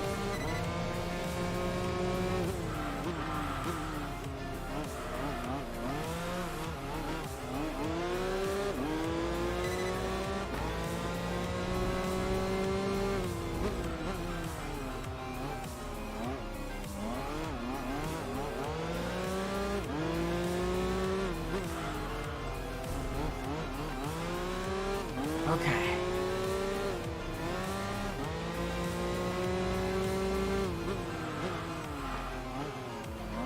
Alright, nice and easy.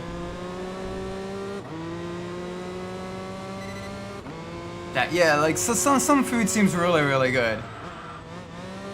Like Umbras is pretty tasty, especially if you replace the ketchup with hot sauce.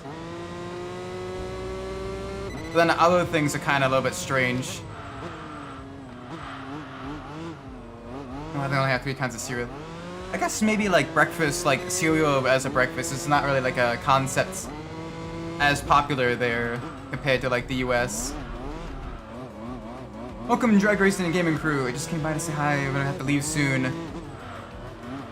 Nah, I get that. Thanks for stopping by. Definitely appreciate that. Hope you have a great night, man.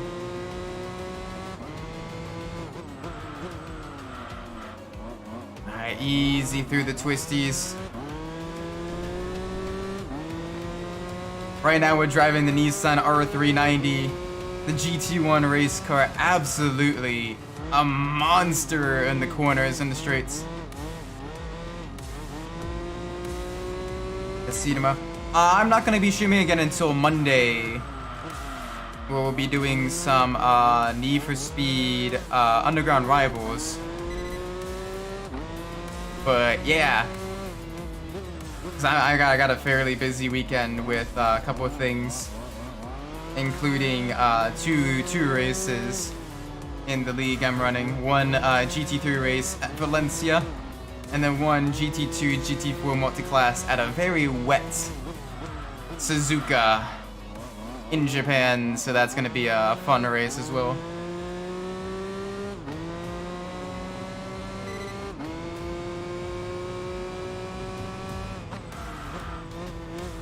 I'm gonna have to talk to you in Discord.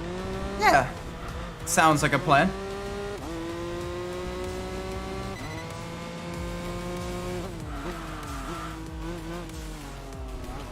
Yeah, but why have granola and cornflakes this year? Because I guess with that one, it's seen as more of like the healthier option. Why not rice cereal? I mean, I guess... I don't know. I guess with that, like if you're gonna have rice, you may as well just have like rice with like a protein for like your breakfast or whatever, or like Umbras rice. Or something like that. So it doesn't make sense to have rice cereal as much.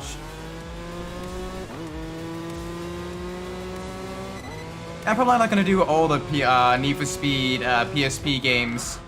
But I'm definitely thinking of trying out Underground Rivals because that one was fairly heavily requested. So, you know, might alternate between that and my summer car on the Mondays. Just to, you know, just to keep things, you know, a little bit varied.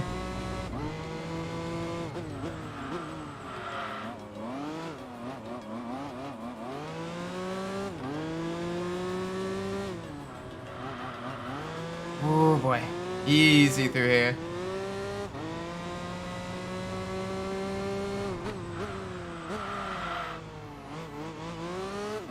Ooh, a little bit on this steer. Front didn't want to bite. Front did not want to bite. We're doing really good in the dry. This thing is set up to grip the corners using all of the track and then some. There's the and then some part.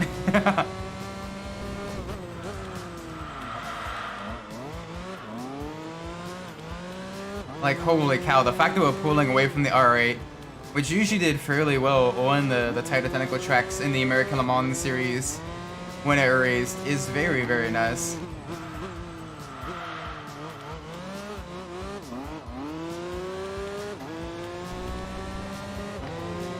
Alright, come on. Got 2 more to go. 2 more laps to go. Big push, big push, big push.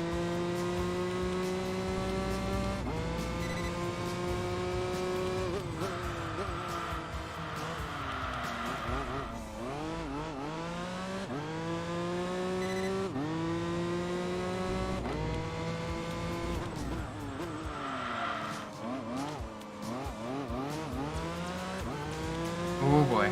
There we go. Nice. Nice and smooth.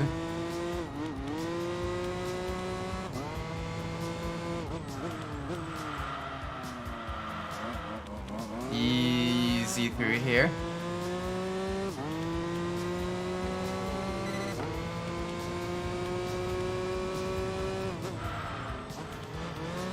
Alright, this is a 4th gear corner. I don't know why I keep downshifting to 3rd. I don't need to go that slow. I can definitely go a lot faster.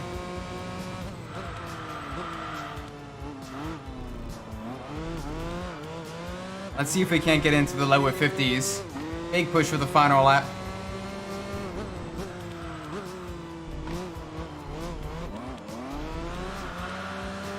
A little bit of a slide there, a big push now.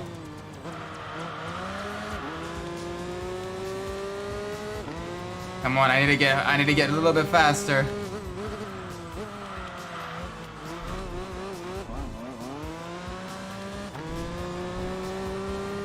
little bit of an off track. That's fine. That's fine. Come on, big push, big push.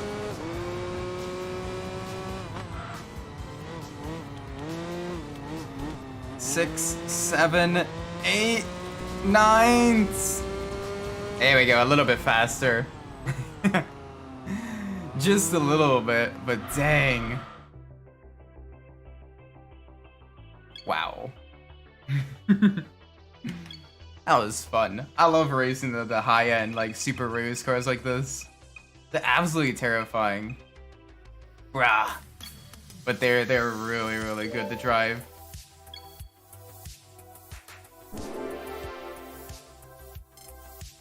Alright, 2 more levels to go. What'll be our next race? What will be our next race?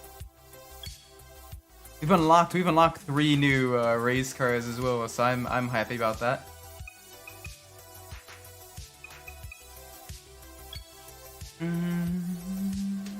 You know what? Let's go for it. Let's go for it. Now that this vehicle is upgraded this much, we may actually have a chance. We might be able to reach the higher speeds. With more grip, with the lighter weights. If not YOLO, but if we do, that'd be awesome.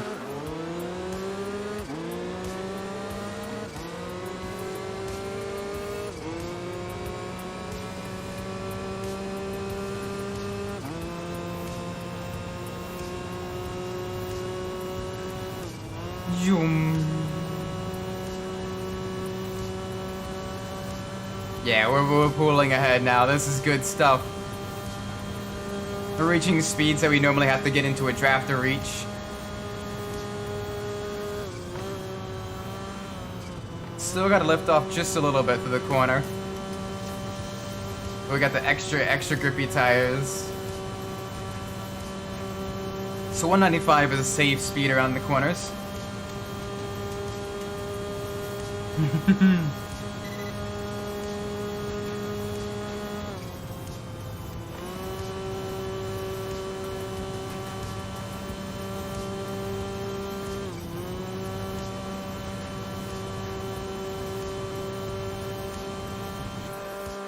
Nice.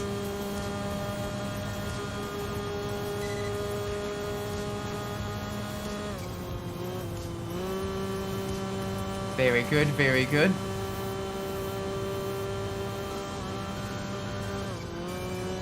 Alright, so getting down onto the apron still is bad here. Even with the minimal banking. Not a good idea. Yeah, that allowed the Audi to catch us up. And they are now in the suck zone.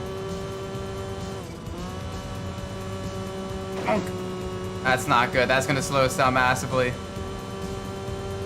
Defensive line, don't let them get in the draft.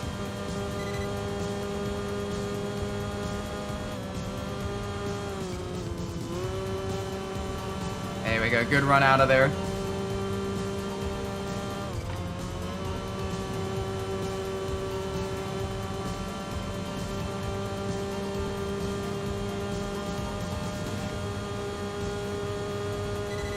Alright, good. 44 seconds. So we are running faster lap times.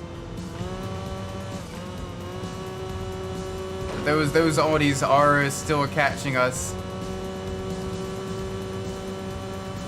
Gonna be a little bit interesting.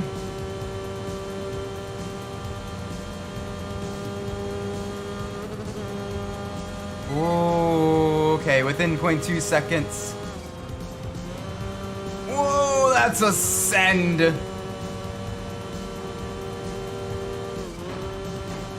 Alright. Alrighty then.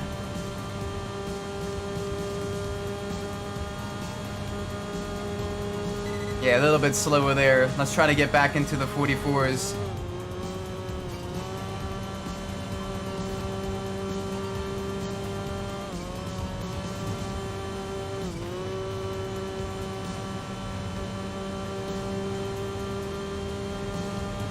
This might be it. This might be back in the 44s. Decent run through here. It's crazy, we're taking half the time to go around the track as the RX-7 did. Like, it is ridiculous, the speed of this vehicle.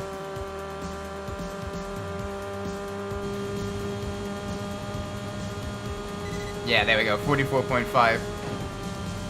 I am doing Underground Rivals next week, that is correct. Gonna be Monday. Monday. So, looking forward to that.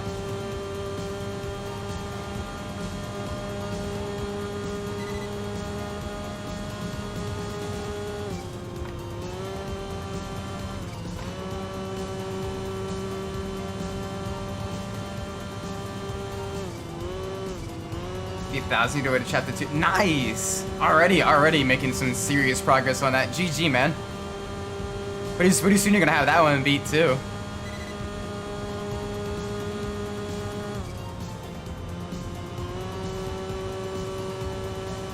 Yeah, we just got back into Toad Town for Paper Mario last stream.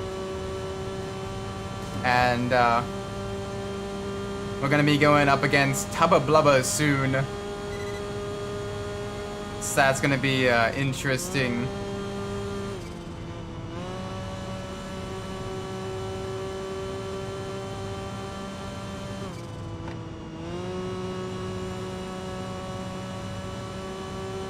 The RA was a test move for the fuel stratification injection technology, the first direct injection by Volkswagen. I think so. Well, it was definitely one of the earlier adopters of that.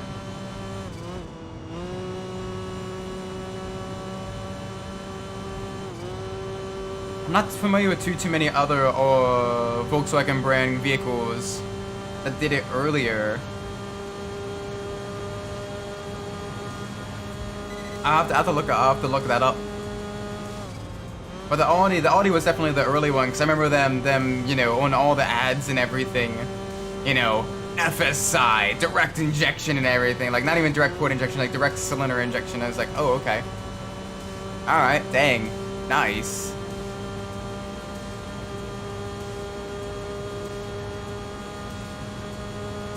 Like that was like the crazy new thing.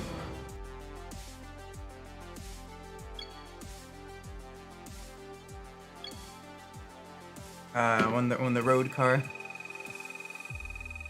And then the R8 as well was an absolute beast on the racetrack. Like it was so good. I remember watching it all the time in the American Le Mans series and just seeing that against the likes of like the North Star LMPs and the Paynoses and all that stuff. And it was just really cool seeing it in action. There we go.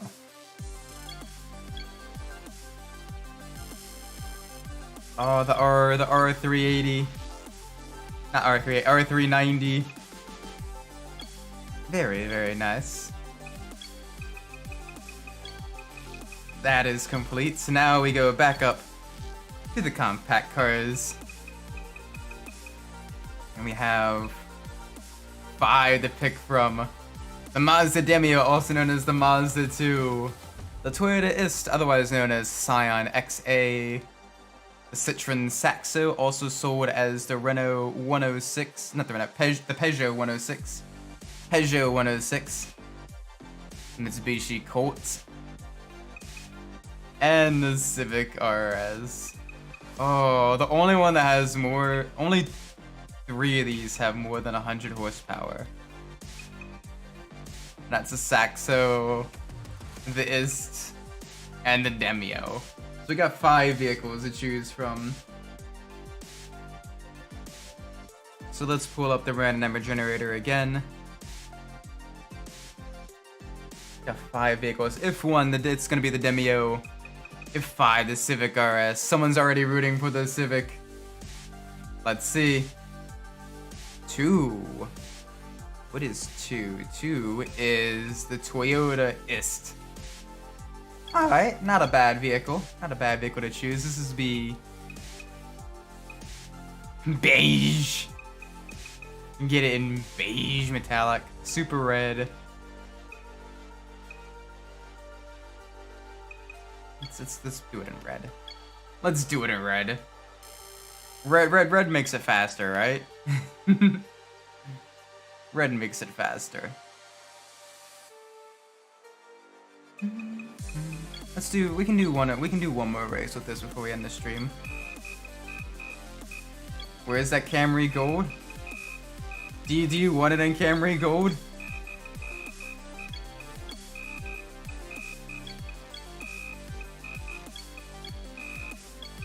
Do we want it in Camry Gold? All right. Let's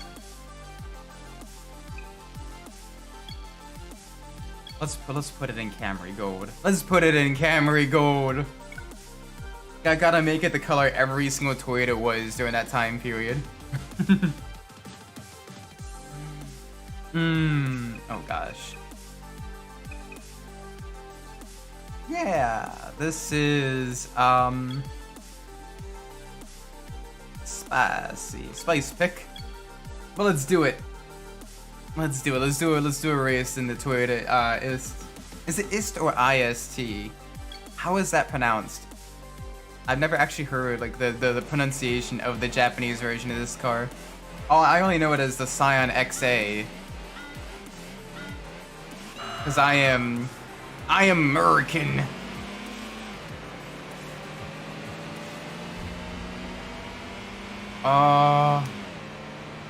It's got, if I remember correctly, it's got the same engine as the Toyota BB or the Scion XB in the States. So that the box car got the same engine, a lot of the same running gear components as it.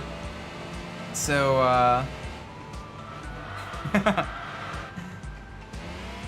oh, it's not great. Definitely not a hot hatch in any sense of the word. But still, we drive it.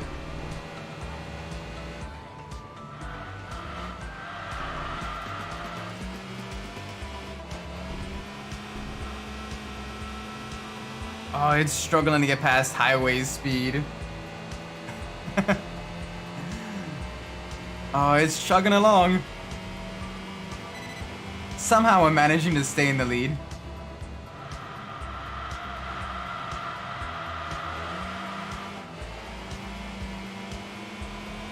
Did I know that Toyota made a Gundam RS? I did not, but that doesn't surprise me considering how many other like special edition weeb stuff Toyota has made. Like they've made multiple Pokemon themed cars, including I believe a Pikachu Prius.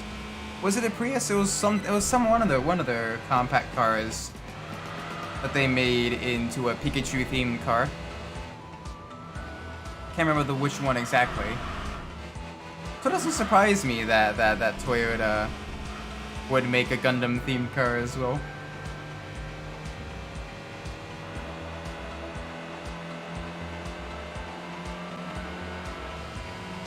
Oh, come on.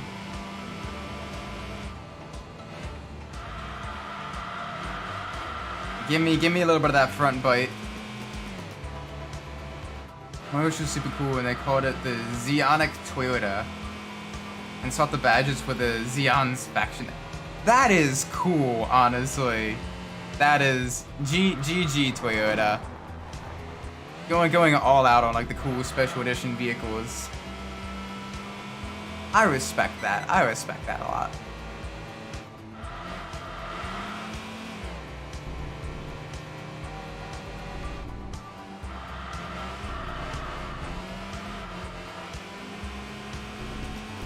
There we go. Give us some speed.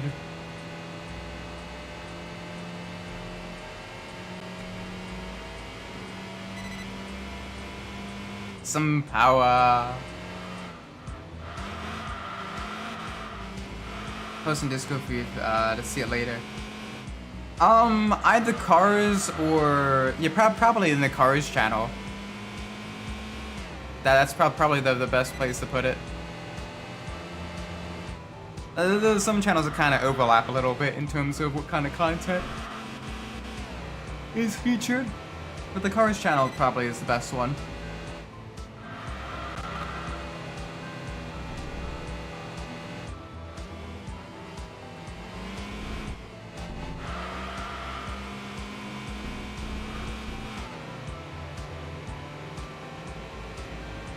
There we go. 2 to go for the final race of the stream.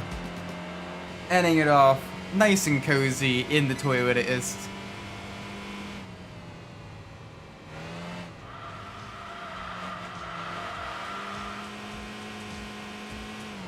And this poor thing, it is struggling around the corners.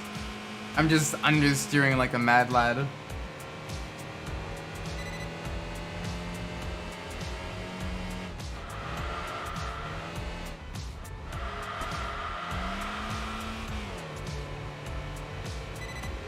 It's nice and easy. Through the tunnel.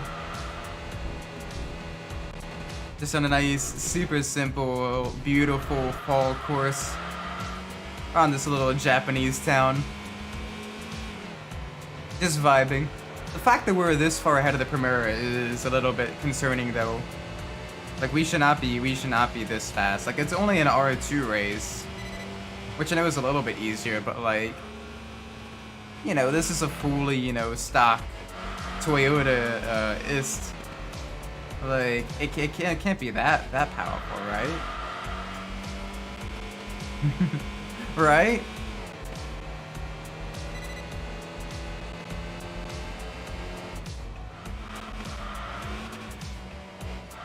Alright, here we go.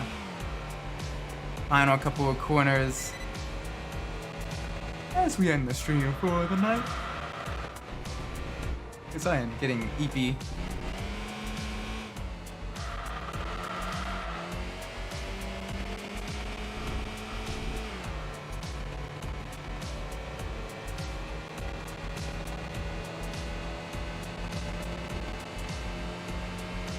Four, 5, there we go.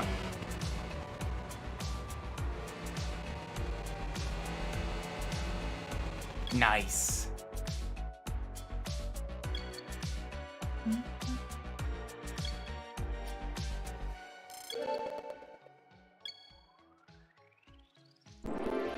There we go, give us the levels.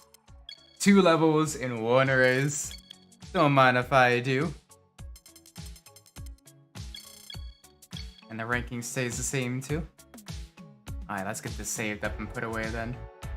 It is late, it is 11:30. I'm very tired. I've been tired for the past couple days. I've been exhausted. Still we push on. There we go. With that being said, thank you all so much for watching, I do appreciate it. If you enjoyed the stream, please make sure to like and subscribe. Let me know when doing well in the comments down below. If you didn't like the stream, please let me know when doing poorly so I can fix in the future. With that being said, I've been Isaac Umbras. Wherever you are in the world, what if the day is for you? May be a great time. And I'll see you all in the next stream. Bye bye!